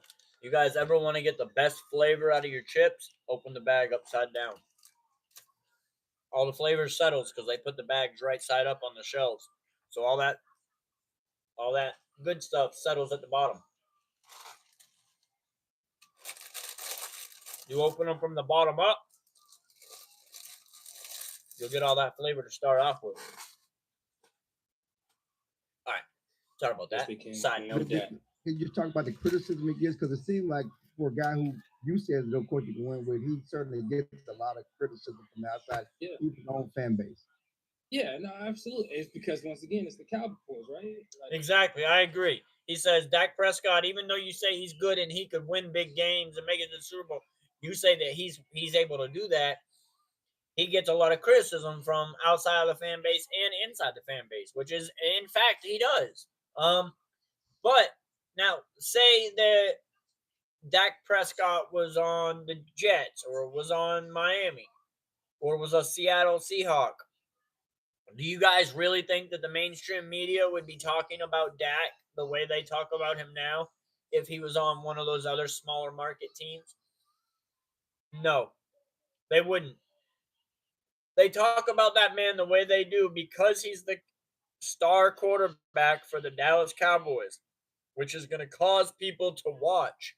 They do it for ratings. All of these 3- and 4-letter networks are hot take city. They are out there just to drive views and ratings. They're not out there to give you the real. They are only there to get themselves rich off of your viewership. You know what I mean? That it's just a magnifying glass on everything you do, and especially to be a quarterback for the Dallas Cowboys. That's what you're gonna get. But yes, you can win with that. There's what people don't understand, in my opinion, from a quarterback position. Yeah, that's why they get paid the big bucks. So I don't feel bad for him. But at the same time, he needs help, and I'm not just saying help from players. You need help as an organization, right? Exactly. You need to put his teammates in places where they can receive the most help to be the healthiest they can possibly be. Just taking things off his plate. When it comes to play calling and stuff like that. See that he's getting into it. The issues have been a lot to do with the coaching staff having players playing out of position or in bad position for them to not do as good as they could be doing. There's a lot of times where I'll be watching the football game and I'll be like, why the hell are they calling that play? It's 3rd and 4, and we're going to throw a pass to the running back behind the line of scrimmage? Why? Why are we doing that? On 3rd and 4, why the hell are we throwing the ball behind the line of scrimmage? At all. At all. I would rather run the ball than throw the ball to the outside to the running back behind the line of scrimmage. And so it's an umbrella. That is a low production play. And that's what you're seeing over these past decade plus, right? It's not just on the quarterback. You know what I mean? It's especially when all the other teams, they know the Cowboys were known for doing that. That or throwing hook routes. Like that's all we did were slants and hook routes. The Cowboys offense was so predictable under the Clapper, Big Red, Jason Garrett, and under Mike McCarthy. They did good when Kellen Moore called the plays. I don't think Kellen Moore is going to be a great head coach, but he could prove me wrong. Defense, offense, special teams, outside of football, it's all that. So when it comes to the football part. Right? Exactly. Yeah, well, I mean, what I said actually happened as well. There were many times where I watched us on 3rd and 4, 3rd and 5, 3rd and 7, throw the ball to the outside numbers to a running back behind the line of scrimmage and expecting him to be able to get upfield and get the first down. That is a low production play. That is a low percentage play. That play on that type of down, I do that on 1st down, but I damn sure ain't doing that on 3rd and 4, 3rd and 5. Yeah. No brainer. And yeah, I mean that as well with the go route to Turpin. As we didn't even do that enough, we would call that play at the wrong time. They literally were calling, like Mike McCarthy would call a play and then call another play that contradicts the play that he just called. Instead of like most good coordinators or most good play callers, they're going to call plays in a manner that make you think that, oh, we saw that play earlier, but it's completely different. They actually build off of their plays. They have a base play, and then they build different plays off of that base play so that the defense is guessing. Because they're like, oh, I saw this lineup earlier. We can go for it. With the Cowboys previously, they go for it, and they would either get an interception or a stop because the play was exactly the same. Never was the play actually built off of in a manner that had the defense kept them honest or kept them guessing. We were very predictable. I was calling out plays from my couch, and that's not what we should be able to have. And then we wonder why other teams, opposing defenses, say, oh, the Cowboys are soft. Oh, they are predictable. Those are all things we always heard the opposing teams say in their post-game conferences. Yes, I can. You can win with that. So the Shotties talk about wanting to run the ball more to help the quarterback. What do they need to do? What do they need to do to complement CD? I think the biggest thing is that's a good question. This is kind of a splitting the hairs on the edge type of question for Brandon Cooks, where he knows he's not a Cowboy no more, but knows that the Cowboys need a solid number 2 wide receiver to go with CeeDee Lamb and a good running game. So he's like, damn, I can't say a solid number 2 because I'm supposed to be that. And you weren't that for us. You were all right. You had one decent year with us, but nowhere near the production we would have expected from a Brandon Cooks when he had 1,000 yards with every other team he played on. And if he goes to the Saints under Kellen Moore and has another 1,000-yard season, that's just more of us knowing that Mike McCarthy did not know what he could do. If Kellen Moore can go now and get 1,000 yards with Brandon Cooks, and Mike McCarthy wasn't able to do that in 2 years, that tells me more about Mike McCarthy than it does Brandon Cooks. No, not as far as wide receiver goes yet, Walt. Not yet. I think that's going to end up being more of a trade if we do, in fact, go that route, which Stephen Jones says that we're not done in free agency yet, that we're still looking for a receiver. So we'll see. And then we hear things like, oh, Mingo could be the number 2. I don't know. I think he could be a very solid number 3, maybe develop into a good number 2, but I don't know that he's there.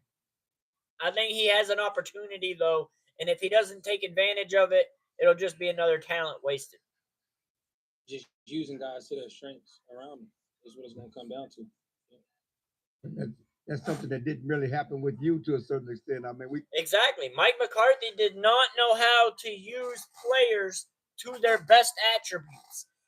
He would bring in a player that was really good on another team and then use him in a different way that he didn't see that player be good in before.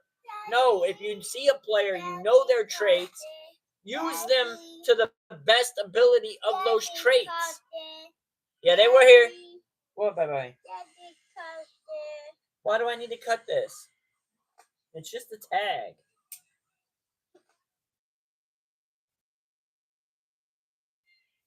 There. It's gone. You're welcome. All right. Go play, bye-bye. We talked about during the season about the stop fries tonight. I mean, can they use computer screens to still use CD on the move? And how does that all work? How do you? Yeah, I think because I know you like to be on the move as well. Yeah, it's a habit. I think a lot of people are booking Ted McMillan to go to the Dallas Cowboys in the draft. You got a new knife today? That's dope. Well, I would not be surprised one bit if we took Luther Burden or even Michael Golden over Ted McMillan. I wouldn't be surprised. And who knows? Ted McMillan could go to the Saints, for all I know, before us. But I feel like that a lot of people are hearing Ted McMillan's name in the media and thinking that he's the best. I think overall, the best player on the field at the wide receiver position, in my opinion, is Luther Burden. I think he's the most well-rounded. I think if you want flash, then yeah, Ted. I think the only knock on Luther Burden is some people say that he might be a little bit of a diva. I can't say that I've witnessed any of that or heard anything coming out of Mizzou about that, but I think he's the most well-rounded wide receiver in the draft, in my opinion. And before the offseason came, I think that he was the highest rated wide receiver until we saw the combine and this and then the bowl games or whichever. But Luther Burden kind of fell in his stock a little bit. But I personally would take him over Ted McMillan. Meeting, right? You know, I mean, and CD will tell you that, you know, he wants to play outside a lot more, right? And just be able to demand that one-on-one to match up. So I think it's a balance, really. I'm not saying it has to be all the time because that's unrealistic. But to get the defense to think and stuff like that will help in that aspect of just being able will help 100%. Whoever it is. And obviously they know how I feel about it. So. What is your patience level with this free agency process? Certainly it's new to you. I mean, are you antsy? Are you getting patience? But where are you? All right. So he's done talking about the Cowboys there. That video is about wrapped up. Hold on. That was the process. Nah, I'm patient, man. I'm just grinding, working out. Like I said, a new baby. Focus on those things. And I'll let everything take care of itself. Because, like I said, I know what I'm going to bring, and it don't matter to me. If you want to throw in the parking lot as a quarterback, you can throw in the parking lot. You know what I mean? He says, I'm parking lot pimping out here. Get it to me. All right, now here is Brock Hoffman. This video is brought to you by Cowboys Fan Talk, which is also Rome. Shout outs to Rome for this video. I have not seen it yet myself. We're going to go ahead and break it down and react to it. I did time out the ads for another 10 minutes, so hopefully you guys don't get any ads for another 10 minutes. Let's go. It says Brock Hoffman sends a message to Cowboys front office.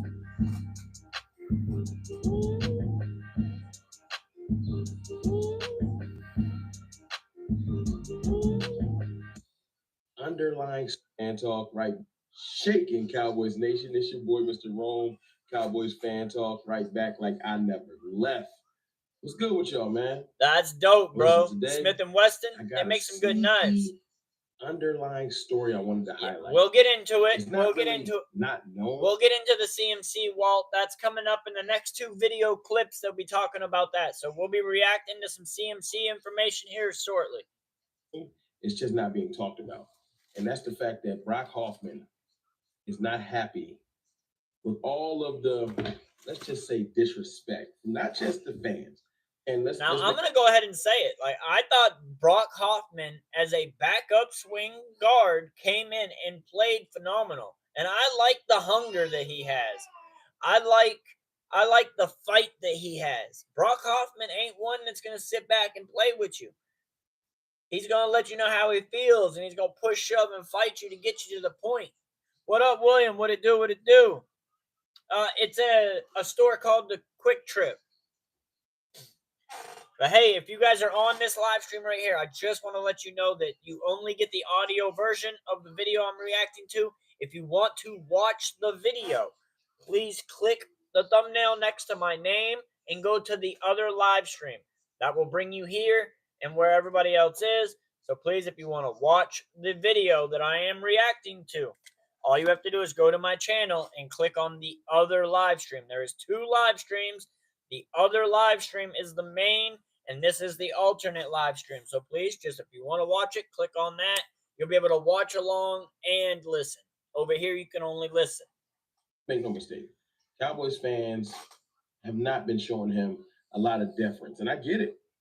Brock Hoffman falls in the same category as a Jalen Tolbert, a Jalen Brooks, players that we want or have wanted to step up and be amazing, but haven't quite hit the levels where you'd be comfortable like that position is all set. That's all that is. But I get it, Brock. Brock don't care what I'm talking about. He don't care nobody talking. Also, please make sure if you're new here, hit that like button, subscribe button, and notification bell so that you know every time we go live, you are here. Well, he like, listen, lace him up. Let's get to Walt, it. you're in the right Like, place. You're in the right place, and Walt. underrated my entire career. And he has. You know what I'm saying? But the message he sent on Twitter stood out to me. You know what I'm saying? He posted something in January, basically saying, you know, it's year 3. I hear you, birds. Hey, man, tap in with us, brother. Or birds with the word. Tap in with us, brother, man. Make sure you hit the like, comment, and subscribe button. Don't forget to hit your notification bell, man. We go live every day except Wednesday. Wednesday, I will still drop some short videos. But we are live every day talking football. Monday and Friday, we do a little WWE as well. So if you guys are interested in that, make sure you stay tuned with us. Puff Dutch in the house. Shout out, brother. Shout out. What it do? Walt, you in the wrong channel. Yes, we did get a dono from Crystal VR. Shout outs again to her for the $1 dono. Much appreciative. And let's get back to work, right? But Walt, you were in the right channel at first. Year 3. You know I love most hated because Dak Prescott, most hated player in the NFL, Brock. So I feel you. Maybe the most hated lineman because everybody that wear the stars is the most hated. But Exactly. That message back in January before all of the discussion. Yes, sir, Birds. Yes, sir. Signing, before the Sadiq Charles signing, which I'm going to talk about in a second, is basically Brock saying, listen, I'm the most hated on this team, as in most overlooked. And you gotta fight with Jalen Tolbert because he hated too. Appreciate you, brother. But The reason why I'm bringing this up is Brock is saying, line them up. Let's just lace them up. Let's see who better. You know what I'm saying? And I'm sure yesterday. Like I said, Brock is willing to fight. Brock is willing to fight for what he wants. And he's ready to fight for his position on the team. He is tired of the disrespect that everybody is giving him and thinking that he ain't good enough. He's willing to come out here and fight and show you that he is worth it.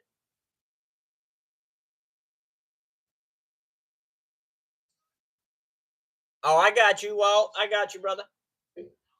When he put ready, you know what I'm saying? Ready to go to war, basically. I'm ready to go to war to get this position. I'm ready to fight. I'm ready to battle. I'm ready to go earn this position. And you know what? That's a mindset you want every player to have. That's why I'm not mad at the message he's saying. No, and with what Brian Schottenheimer has come out and said, Brian Schottenheimer said it's going to be a competition all training camp. Every position, they're going to be competing to find out who the starter is. That's something that we have not. We have had nepotism and favoritism in the Cowboys locker room for years. Reasons why we brought Zeke Elliott back and started him last year with Cooks, the running back, over leaving Rico Dowdle on the field. And we had Rico Dowdle, who was our, in fact, best running back, as a healthy scratch for that game. We didn't want to see Zeke and Cooks. We wanted to see Rico and Cooks. But they sat Rico because obviously Jerry has an affinity for Zeke Elliott. I agree, Calvin.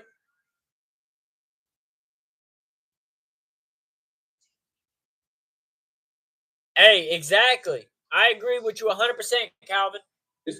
It's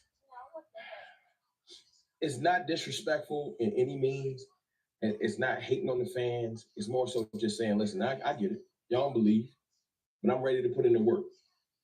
That's all you can ask for. That's why I like Brock Hoffman. He brings a nastiness to the field. He do. Hey, Birds. Hey, maybe we can do a collaborate at some point, Bird. I can't really call you Birds, though, because we already have a Bird. So I'm going to have to call you Bird the Word. But yeah, man, maybe we could collaborate at some point and put a video out together. I'm all for it, brother. Like, y'all seen it. Y'all seen Brock out there. We'll just have to find a time, man, because I'm always live. Wednesday's the only day I don't go live. That's why I try to spend most of my time, doing things with my family and my kids. As I do things with them every day, obviously. But I try to get on here as much as possible because this is a job as well as a hobby. So ever since it's been starting to pay. It really hasn't paid me yet. But at some point, there will start to be some monetary value that comes behind it. It has already started. I just haven't received it yet. I can see it adding up. I just haven't received it. But yes, I'll be more than willing to come and do a podcast with you as well, bro. Obviously, I'm still going to maintain my own as well. But if you have, I don't know if you do Restream, but if you have Restream for your podcast, we can do it all together and stay on both of our channels. And you can either invite me as a guest or I can invite you as a guest. That way, both channels still get the views that they normally would get. Plus, you can share your community as I can share my community, and we can all kind of mesh together. Just antagonizing people. And he brings something to the offensive line that some people can't. Everything ain't just physical attributes. A lot of it's up here. A lot of it's just what you bring to the table, what you add to the team. Some people bring an attitude to a team that helps uplift other players. Brock Hoffman brings a nastiness to our offensive line that kind of permeates. He does definitely bring a nastiness. Facts, bro. Facts. Do you use Restream, Bird the Word? It's through the offensive line. And I like that a lot. Because some people just talk with their play. Brock talks with his mouth. Brock talks with his mouth and the play. I am not currently in Dallas. I hope to be able to visit at some point soon because I would love to be able to get down there for a game as well as do a tailgate outside the stadium to react and have like a meet and greet with the community that I have that also lives in Dallas. So I would love to be able to do that at some point. That's what my aspirations for this channel are for me to be able to travel to different games. And in the city of those games, I can do meet and greets and, interact with the people of the community that I've been following and subbing to my channel here. Pause. You can? And his action. So we can invite as a guest, and you can come in, or I can come in, however it works out, for sure. We'll have to set that up, Bird the Word. He's a little chippy, but I think he gets people out of their element and off their game, which helps us in the long run. They spend most of the game arguing and battling with him, more focused on him, not focused on stopping the overall team. Brock Hoffman will get the other players, opposing player, out of their own character. What up, Bird? Back shots, what it do? No, Bird, back shots. At some point, I will not be doing both live streams at the same time. I'm just, more people get notified when I go over on the YouTube side, so I try to, kind of filter the traffic over to the mainstream and get them to turn their notifications on so that everybody just comes to this video so that I don't have to do this anymore. So I'll probably be doing it for a couple of weeks, back shots, but it will not be an indefinite thing. No, sir. That's a good thing. But we all want him to just play a little bit better. I get it. 100%. Yesterday, the Cowboys signed Sadiq Charles, starting guard that retired. He started for the Tennessee Titans. I think he was drafted by the Washington Commanders. He's only 26 years old, former LSU Tiger, and coming out. I'm not saying he was super highly touted, but decent lineman, some decent physical attributes, humongous human being, especially if you want to be a road grading offensive line. But you always want to ask. There, Bird the Word. I just sent you a sub, brother.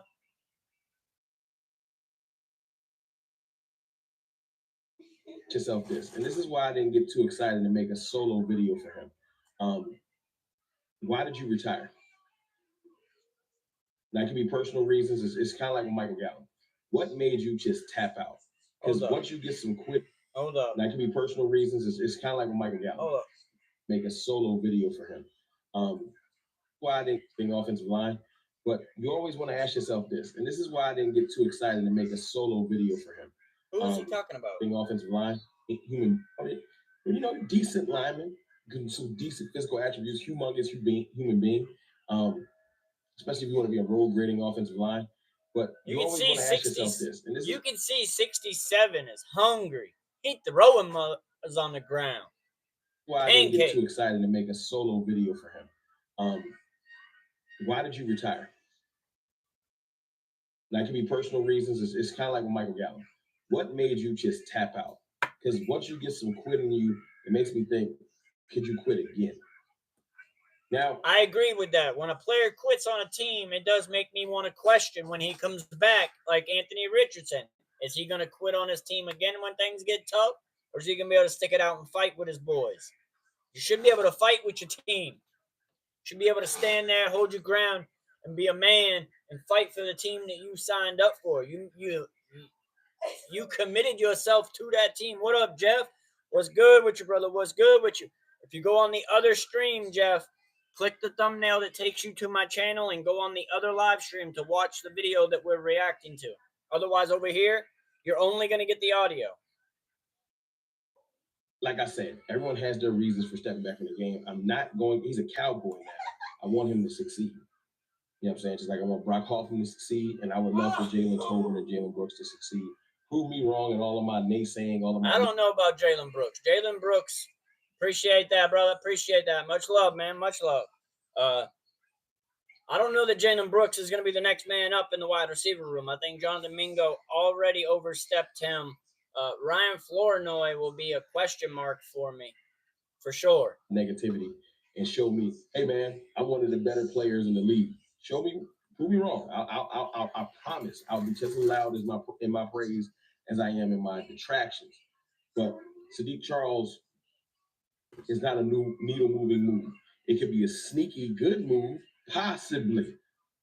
I think Sadiq Charles is a better move than he's leading on to be. I don't know about if he quit or not. I can't say anything to that because I haven't looked into it. I'll have to check into that, where Sadiq Charles has quit on his team before. I know he came from Washington. I know he's still young. But yeah, I haven't heard anything about him quitting on his team yet. So that's something I'm going to have to look into myself before I report on it. Positive. That's it. That's all we got. We cannot give him the benefit of the doubt. He's coming out of retirement and he's only 26. And it wasn't because of major injury. That's the scarier thing. Michael Gallup retired because No, Michael Gallup came back from his injury, got released, went to the Saints or the Raiders, and then retired. I think it was because he just didn't want to play anymore. I think Michael Gallup, his heart wasn't in it no more. So that's where Michael Gallup has me with the big question marks of, is he going to have the same it factor that Michael Gallup had for those 50-50 balls before he retired? Because if not, then I don't think Michael Gallup's is even really a good number 3 wide receiver. But we'll have to see. He's back with Kellen Moore, so that's probably why he's happy and wanting to play again. Shout outs to everybody. Shout outs to everybody in the chat. Make sure you like, comment, and subscribe to the video. Don't forget to turn on your notifications. That way you guys all know when I go live. He didn't trust it. This dude just retired, from what I understand, and now he's back. So they worked him out. Maybe they think they can get him into tip-top shape. He might be like the Cowboys like to find players on the outskirts when you don't expect them, like Kevontae Turpin or like our kicker. You know what I'm saying? So maybe that's one of those situations where the Cowboys found another cheap player that has a lot of value. And I'll be like, wow, Stephen Jones, you're really good at bargain shopping. Maybe, possibly, but we'll see.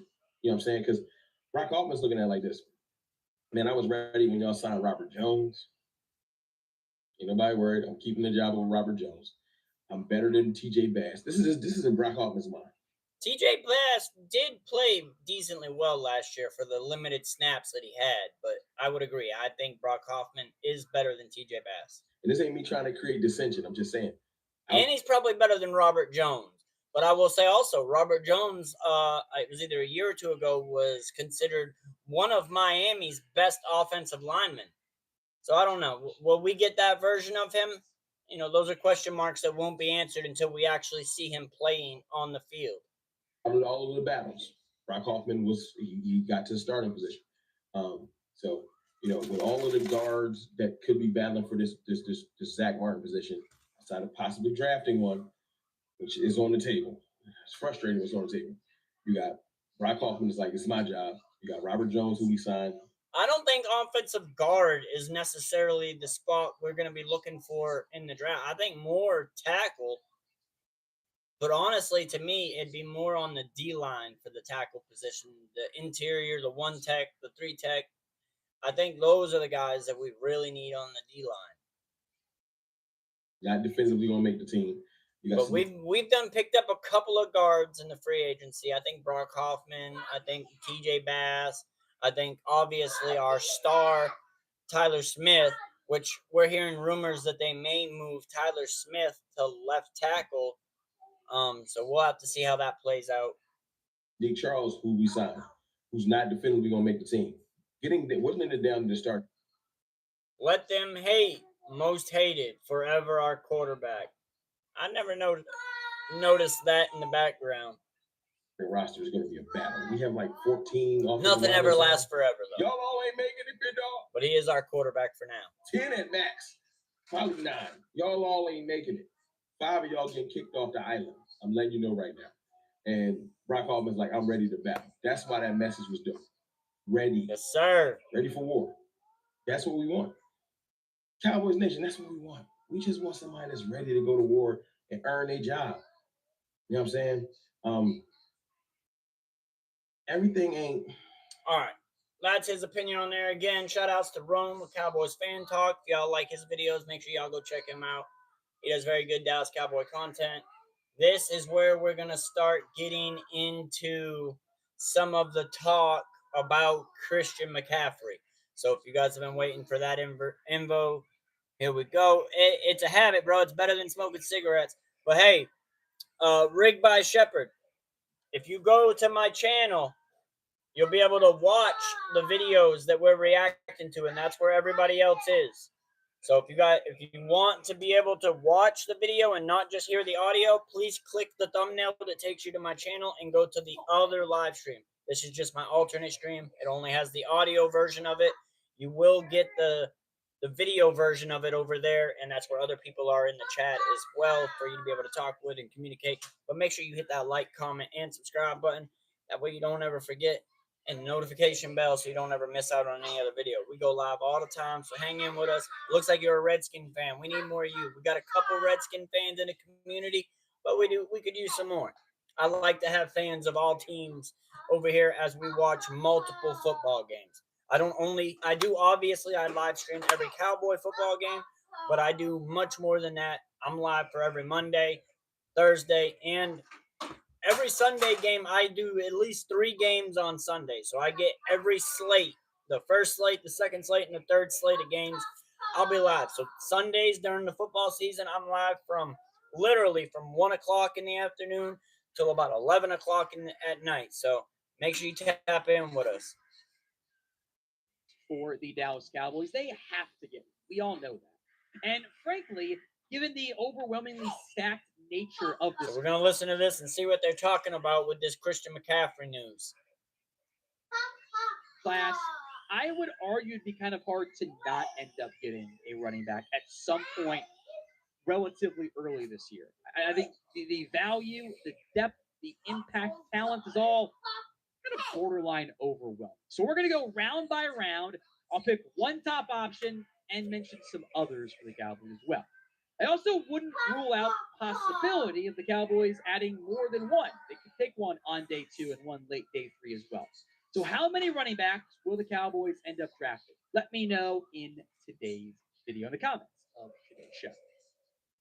I want to just do an overview here of how I graded this 2024 class against the 2025 class. I had 23 draftable grades last year. This video on mistake is not about the news that I was thinking it was about. The next one 100% is, and it says it, ESPN Sports Center, Christian McCaffrey to Dallas Cowboys. How could this move transform the Cowboys? And this is straight out of the Cowboys building. This is Dallas Cowboys Dallas Game Day. It's coming straight Mickey Shots, which is a Dallas Cowboys podcast. So it's coming from their facility. There you go. There you go, big Rig by Shepard. Welcome in, brother. Walls today, but we will be joined in just a little bit by someone from his era, the great Danny White, on this edition of Mixed Shots, as we are now less than 3 weeks, in fact, 2.5 weeks away from NFL Draft Day. And Mickey, you would not believe how much I have filled up my big green NFL draft scouting notebook in the last week. I want them to get into the news. There's all sorts of scribbles all over this book right now. So do you have like 5 pages of potential backup quarterback citing? That's where I started. That's at the very beginning. All right. In fact, pages are coming out of the notebook. I've been perusing these backup quarterback prospects. Very nice. Yeah. But wait a second. I thought the Cowboys had their backup quarterback since the last time we convened. Yeah, they acquired Joe Milton. Did they acquire him before? What? Mike, I'm gonna have to change you. Hold on 1 second. Well, last time we talked about him last week. I can't remember. It was like Tuesday or Wednesday. Well, but we did Monday. That's what I'm saying. Oh, we haven't talked I'm about not chasing Joe you. Milton. I'll get you. We talked about. No, we haven't talked about Joe Milton. By the way, before we get into Joe Milton, Danny White, we're going to have him on in the second segment. And he and his daughter, Heather Jo, have written a book called Spotlights and Shadows. And I read it last night late after I got home from work. I love the book. I can't wait to talk to him. And it's not, there is football in it, but it's basically a book of life lessons. And I can't wait to hear Danny talking about it. Yeah, absolutely. As a matter of fact, when I ran into him a year ago, when he was the quarterback award in Fort Worth, Davey O'Brien Award.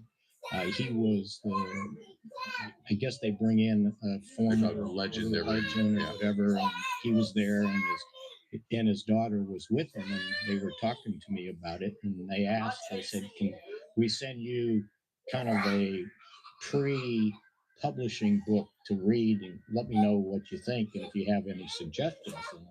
So I hurried up and read it, and it was fine. And I kind of congratulated them on what they did, gave them a few suggestions, and then I had already read it, and I said, "All right, well, when it comes out when we're in training camp, then we'll get them on." Well, one thing leads to another, and we get busy doing what we do, and I never got around to doing it. So I thought, okay, now's a good time. So, yeah. It'll be interesting to hear why he did it and how they did it too. Yep, and it's really good stuff, especially for those of us who followed the Cowboys fans back in the 70s and 80s, and have had a ton of respect for Danny White over the years. All right.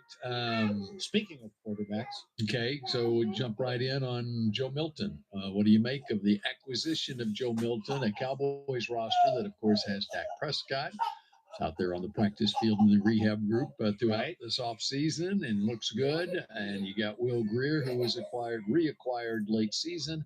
And now you add Joe Milton to the mix. So here's the way I look at it.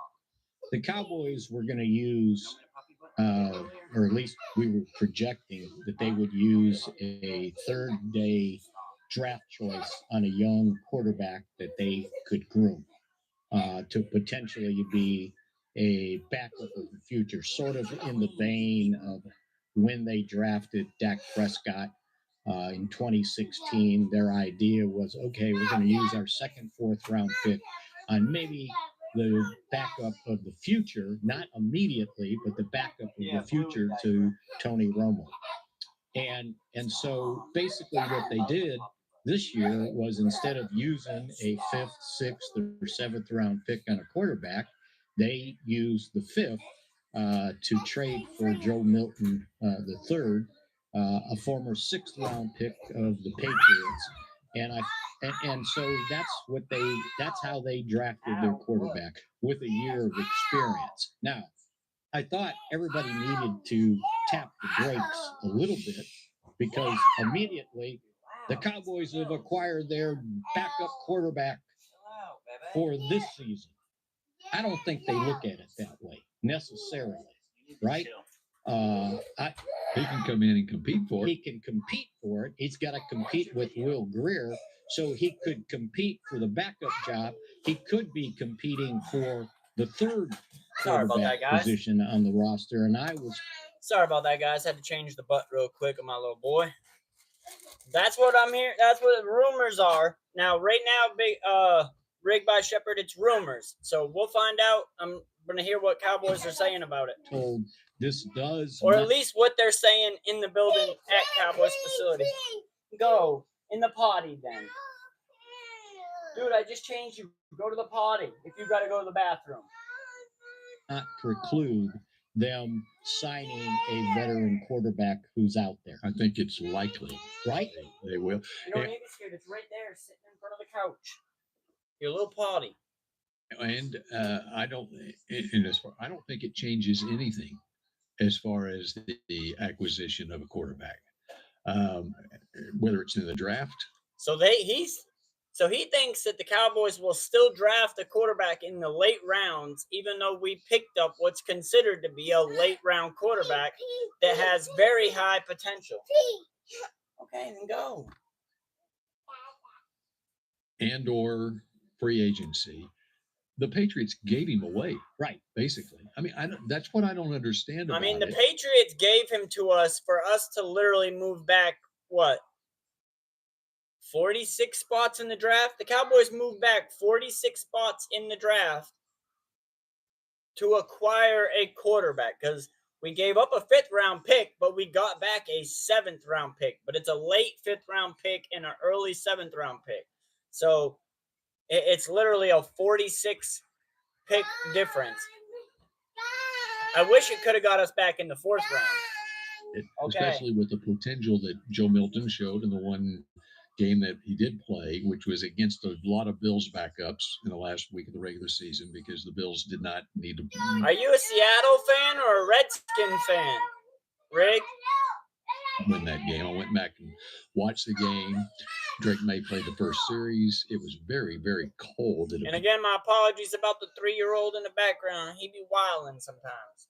Here that day when they played Buffalo. So the Bills were less than enthused to play. And they were protecting players because everything was locked up for them as far as the division and their seeding goes. And he looked, in Milton, you've seen the stats. He looked good. Okay. The issue with Joe Milton is that when you look at his stats going back to college,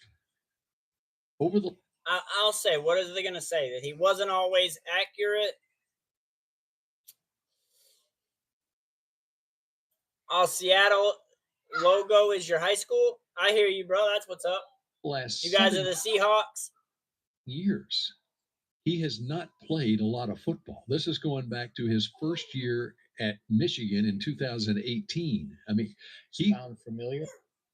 Now, I will say, Michigan Wolverine. Who was a Michigan Wolverine that was a late round draft pick for the Patriots? Now, he also went to Tennessee in the later part of his college career. And you could say that people weren't enthused by his accuracy. People weren't enthused by his play. But in the combine and in training camps, supposedly he has been lighting it up. Yes, he has literally thrown over the last 7 years about 150, 200 more passes in games than what Trey Lance has the last 7 years. And you live in Idaho? Idaho potatoes. What up? What up? What up? Hey, man, that's awesome though. So I agree. Tap the brakes on that. Now, yeah, there ain't a whole lot of teams up in the northwestern part of America. I'd agree with you. I think it's a great move for the Cowboys to bring him in, but I'm just scratching my head. I think he's going to be a better backup than Cooper Rush was for the Cowboys. Honestly, I think Trey Lance could have been a better backup for the Cowboys than Cooper Rush was. He didn't really get the opportunity. I thought he should have had that opportunity last year, though. He never got it. With the Patriots, this is a guy But we saw him have a phenomenal game against the Bills number 2s, and he even got the game ball that day. This man can literally throw the ball 80 yards with a flick, like no effort. It's wild. 3 years left on a contract that pays him nothing, $1 million a year. Not even. I think what he's costing the Cowboys' base salary is $960,000. Yeah, Boise. I hear you, brother. I hear you. You're giving him. He definitely kept Boise State afloat while he was there. He definitely is what made Boise a good team for sure. Before him, Boise was really known for throwing the ball a whole lot. The Cowboys have always gotten a bunch of Boise players. DeMarcus Ware, Tyron Crawford, Kellen Moore. They were all Boise boys. Him up to move up 46 spots on the last half of the third day of the draft. You're giving him up to move up from number 217 to 171 because they're getting so from 217 to 171 was the move up that the Patriots did. So 46 spots to give the Cowboys Joe Milton III. I think was a great pickup by the Cowboys. Cowboys are getting the Patriots the first 7th round pick, as well as and the Cowboys are giving up a 5th. They're moving. The Cowboys are moving down 46 spots, right, and get Joe Milton. Yes. Well, that's a no-brainer, but it doesn't change anything else. In fact, I would take it a step further on the. What up, Mr. Beast? How many watch hours do I normally get per live? Usually it's like 120. During Sunday football day, it gets wild, bro. I've had over 300 watch hours for one live stream.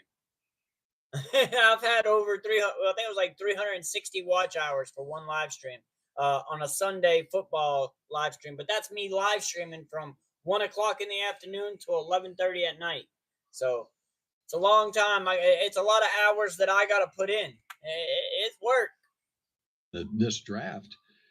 And I think that the only way that the Cowboys would take a quarterback in the top 100 picks is if they trade down and pick up an extra I don't think the Cowboys are taking a quarterback in the top 100 draft picks at all. Your pick, Right. like trade down in the first Get round into and the pick up. And, Fourth at least. but I'm saying you could, if you really like a quarterback who's still there, even in the second or third round, if you really I'm waiting for them to talk about McCaffrey. like him, Right. okay, and you think he can be an eventual starter I know, Beast. I know, bro. years from now for you and in the Yeah, I got my watch time hours up to 4,000 pretty quick, like for the monetary setup. meantime back up Dak Prescott, you can do that if you acquire another. I think my channel got monetized in like 4 months. I think it took 4 months to get the 4,000 watch hours to monetize the channel. And that was when I was only live streaming. All right, so back then I was live streaming only Monday, Thursday, and Sunday. And I was doing it from 9:30 to 11:30 on Monday, 9:30 to 11:30 on Thursday, and then Sunday was 1 to 11:30. And that's my football season schedule. Is Mondays I do the Monday game from halftime on. I do the Thursday game from halftime on, unless they're Cowboy game. Then I do the whole game, and then Sunday I do 3 different whole games. What up, Magic Johnson? What it do? I don't do a whole lot of baseball, which is crazy. You ask about baseball, but you have a basketball player name and a hockey team logo. That's cool, though. Whatever floats your boat. But hey, man, I'm gonna let you know that if you want to watch the end of this video, because we're coming close to the end. We got this last video to react to. If you click the thumbnail that takes you to my live stream, to my channel, you'll notice that there's 2 live streams. The other live stream has the video that goes with the audio we're listening to. Top 100 pick. Right.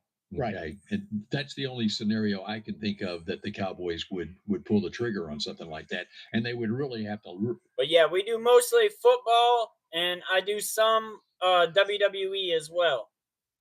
And then I have an alternate channel that I do gaming on. No, baseball is fine. I can't watch baseball on a TV. I got to be in the atmosphere. I got to be at the stadium. I got to be able to feel the environment for me to watch baseball. Baseball, it's hard for me to watch it on TV. Like that quarterback. But they're still in the market definitely for a third-day quarterback, regardless. But I don't have anything against baseball. And without a 4th-round pick, that would be 5th round, 6th round, whatever. But and that's no knock on Joe Milton. I mean, the Patriots would get. I think that you kind of are knocking on Joe Milton by thinking that the Cowboys are still going to draft a quarterback when they just use draft equity to pick a quarterback. Now, we did get some draft equity back, but it was 46 spots further back. Giving him away. Right. And then what the Patriots did, they have Drake May, obviously, but they signed Joshua Dobbs, who has a history with Mike Vrabel at Tennessee.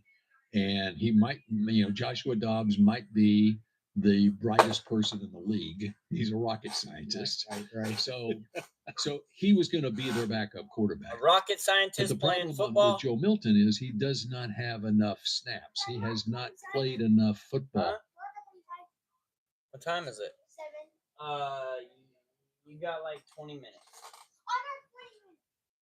For him to say, if Dak Prescott got hurt the first game of the season, Joe Milton's going to be able to go in there with that limited experience and do what Cooper Rush did. You caught lightning in a bottle with Dak Right. in that same scenario. I think that Dak Joe had so much more experience in college. I think Joe Milton will come in at it. If Dak gets hurt, I think he will come in and play better than Cooper Rush did. You can call that a hot take. You can call that a wild take. You can call that whatever you want. That's my take, and I'm about to stand on it 10 toes. I think Joe Milton can come in and play better than Cooper Rush did for the Dallas Cowboys, because I think that they can keep the play style that Dak has and implement that with Joe Milton. They could not do that with Cooper Rush because Cooper Rush is not the greatest thrower of the ball. Joe Milton starting experience in college at Mississippi State. I mean, he got Mississippi State all the way to #1 in the country playing in the SEC. Right. Joe Milton spent 3 years at Michigan as a backup, 2 years at Tennessee as a backup, and finally in his 6th year of college got on the field and looked decent enough to be a 6th-round draft pick. So that was my point, because if I had heard it one more time or seen it written, the Cowboys just traded for their backup quarterback. No, they traded for a candidate to possibly become. No, Joe Milton's going to be the backup. I about bet you. Now, when you talk about like the Miles Sanders, I think Miles Sanders won't even make the team. Because as Bill said, the day tomorrow, Dak. I agree, Calvin. You're going to put this guy in there with 1 game of NFL experience and say, okay, save the season. And having said all of that, Joe Milton might come in here next week when they start off-season workouts and hit the ground running. And there's no he could pull a Dak. Let me go ahead and pause the ads so that they don't pop up on you guys again. All right. Exactly. I agree. I'm 100%. I stand on that 100%, Calvin. Prescott and be the backup quarterback without win over whoever. I honestly feel like with Trey Lance that nobody really knows what he could be yet. I feel like he really hasn't had a full opportunity to put his talents on the field and on display to show what Trey Lance really could be. I just feel like he's been robbed of every opportunity. One by the injury in 49ers, and then obviously Brock Purdy caught fire. And then over here, the Dallas should have given him an opportunity last year. Instead of starting Cooper Rush, we should have started Trey Lance. And then if he faltered, put in Cooper Rush. But at least we would have known at that point what Trey Lance had in him. Right now, when we went into the offseason and Trey Lance was becoming a free agent, we still had no idea. He was still a question mark. He was a question mark coming into Dallas for 2 years, stayed a question mark, had an opportunity. Dallas didn't give it to him. So we paid a 4th-round draft pick, $5 million a year at a backup position, at like the 4th highest paid backup position when he was our 3rd-string backup, not even the backup. And then we never gave him a chance and then let him walk in free agency as a question mark. It's asinine.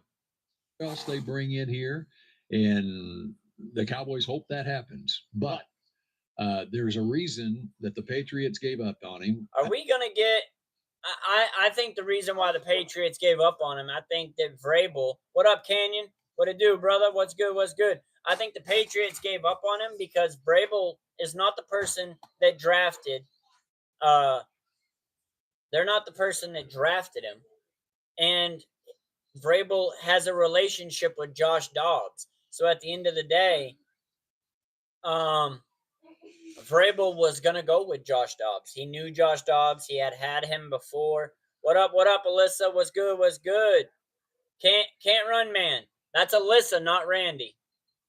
It just says Randy, but her name is Alyssa. But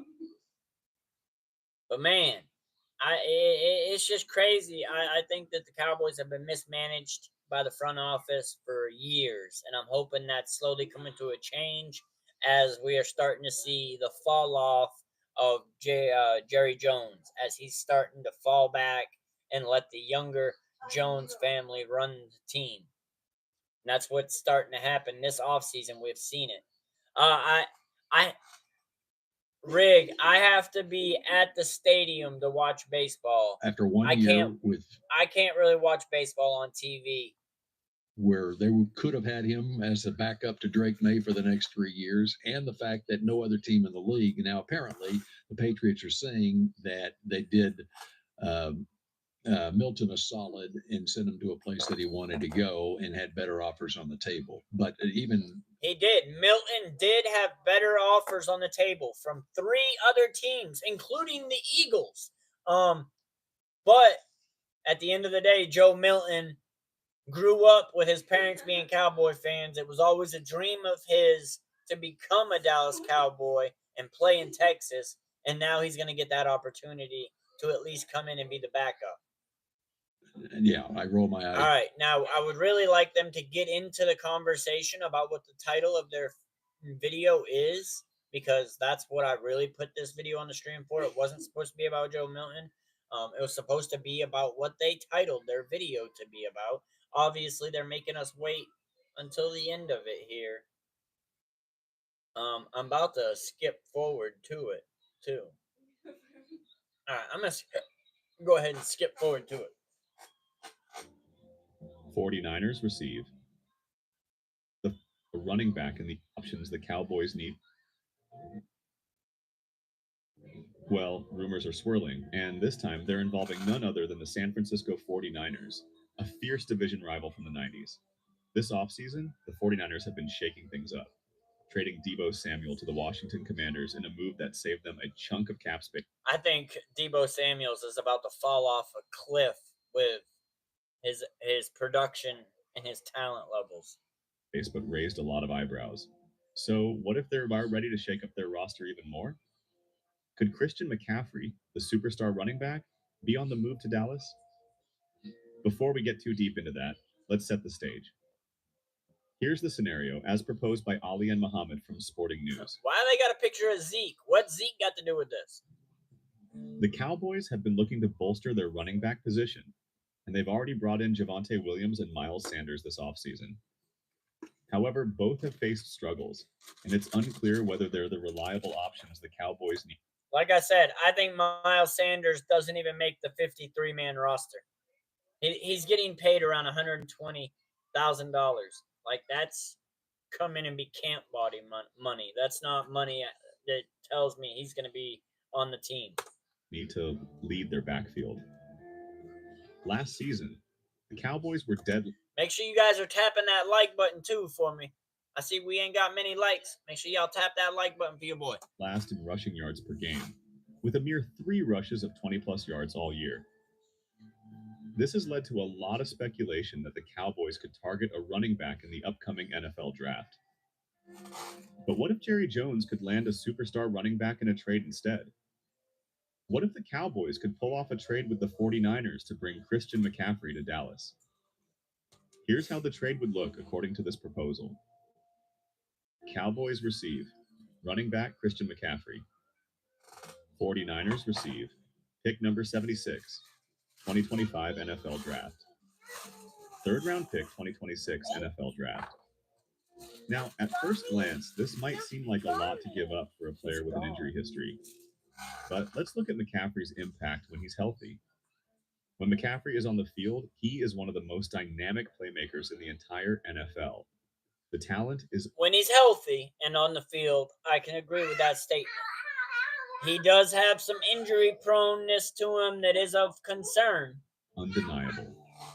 In 2023, McCaffrey... That rookie right there was really good for us. Cooper Beebe was a solid center rookie for us. And I think he's going to get better this year. Rushed for 1,459 yards, scored 14 touchdowns, and averaged 5.4 yards per carry. But it doesn't stop there. He also caught 7 passes for 564 yards and added 7 receiving touchdowns.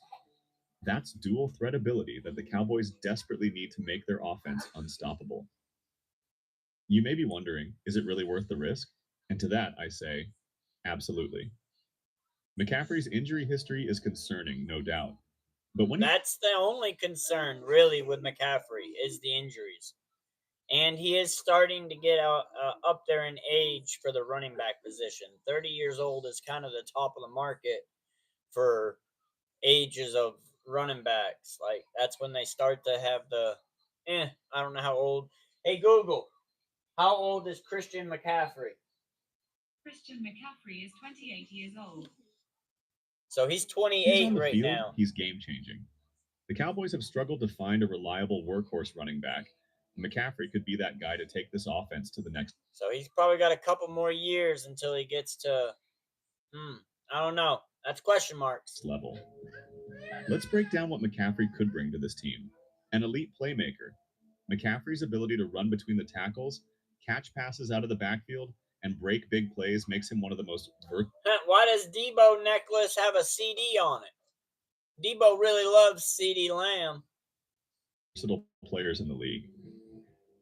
The Cowboys' offense would immediately be more dynamic and unpredictable, which would relieve pressure on Dak Prescott and allow CeeDee Lamb to operate even more effectively. A proven winner, McCaffrey is a proven star who's been productive in one of the league's most high-powered offenses in San Francisco. While the 49ers' offensive line has been better than the Cowboys' Why wear such a big necklace and pendant to play football in? line showed significant improvement towards the end of last season. Adding McCaffrey would give this line the explosive back they need to further elevate the offense. Super Bowl caliber, McCaffrey has the kind of talent that can push the Cowboys from good to great. With a player like McCaffrey, the Cowboys could become one of the most complete teams in the NFL, capable of competing with the best of the best. You don't find a player of his caliber in the draft or on the free agent market, not for what the Cowboys would be giving up. Now, I know some of you might argue that McCaffrey's contract and the salary cap could pose issues. I will say that this video was slightly deceiving, as it does have the title that we're looking for, and they use a name that's very similar, but this, in fact, is not coming out of the Dallas Cowboys facility. The Dallas Cowboys, it would have said Mickey Shots, or it would have said Dallas Cowboys right here, not Dallas Game Day. So I got bamboozled a little bit. This is more of just a rumor at this point. Less facts, but it is something that we'll have to watch and look into. Yes, McCaffrey is on a substantial contract, but the Cowboys do not have any salary cap issues this offseason, and the addition of McCaffrey's skill set is worth the financial commitment. Furthermore, with key extensions for players like What's good, Loyal? What's good with you, brother? Alyssa, you went over there? Are you in the alternate stream now, Alyssa? Yes, sir. Yes, ma'am. Yeah, this is the alternate stream right here. On my channel, the main stream is in there. Micah Parsons and Tyler Smith looming, this trade could be a short-term solution that boosts the team's Super Bowl chances immediately while the team plans for the future. Royal and Loyal. We got to get a podcast at some point together, or at least a video where we break down some content together, man. With the Royal and Loyal show, that'd be pretty dope. What up, Messi? Is this trade a bold move? Absolutely. But it's also... YouTube didn't give you a notification on my channel? Damn, bro. Because I was, yeah, I even had it up like 30 minutes before I went live. A game changer. A healthy Christian McCaffrey could push the Cowboys over the top and make them a legitimate Super Bowl contender in 2025. A trade like this would make the Cowboys offense much more dangerous and take the pressure off of Dak Prescott, who's often asked to do it all. But now I want to hear from you, Cowboys fans. What do you think of this potential trade? Why do they have Saquon Barkley on the screen now? Would Christian McCaffrey be the piece that the Cowboys need to make a Super Bowl run?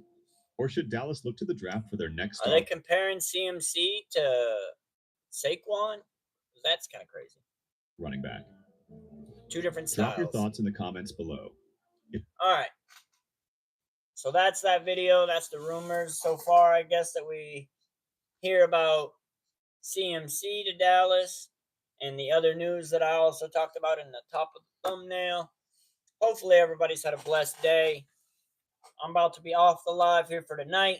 We will be live tomorrow at 5 o'clock for the Mark Holmes call-in podcast show that he does. So if you guys want to tune in and tap in with us there, make sure your notifications are turned on so that you guys can check us out while we go live, while I do that podcast with Mark Holmes. Or you can go check it out on Mark Holmes' channel. Either way, appreciate if y'all come hang out with us. But yeah, we're going to hop off here tonight because we've been live for 2 hours. So y'all stay blessed. Y'all stay great. And we're going to be out. Peace.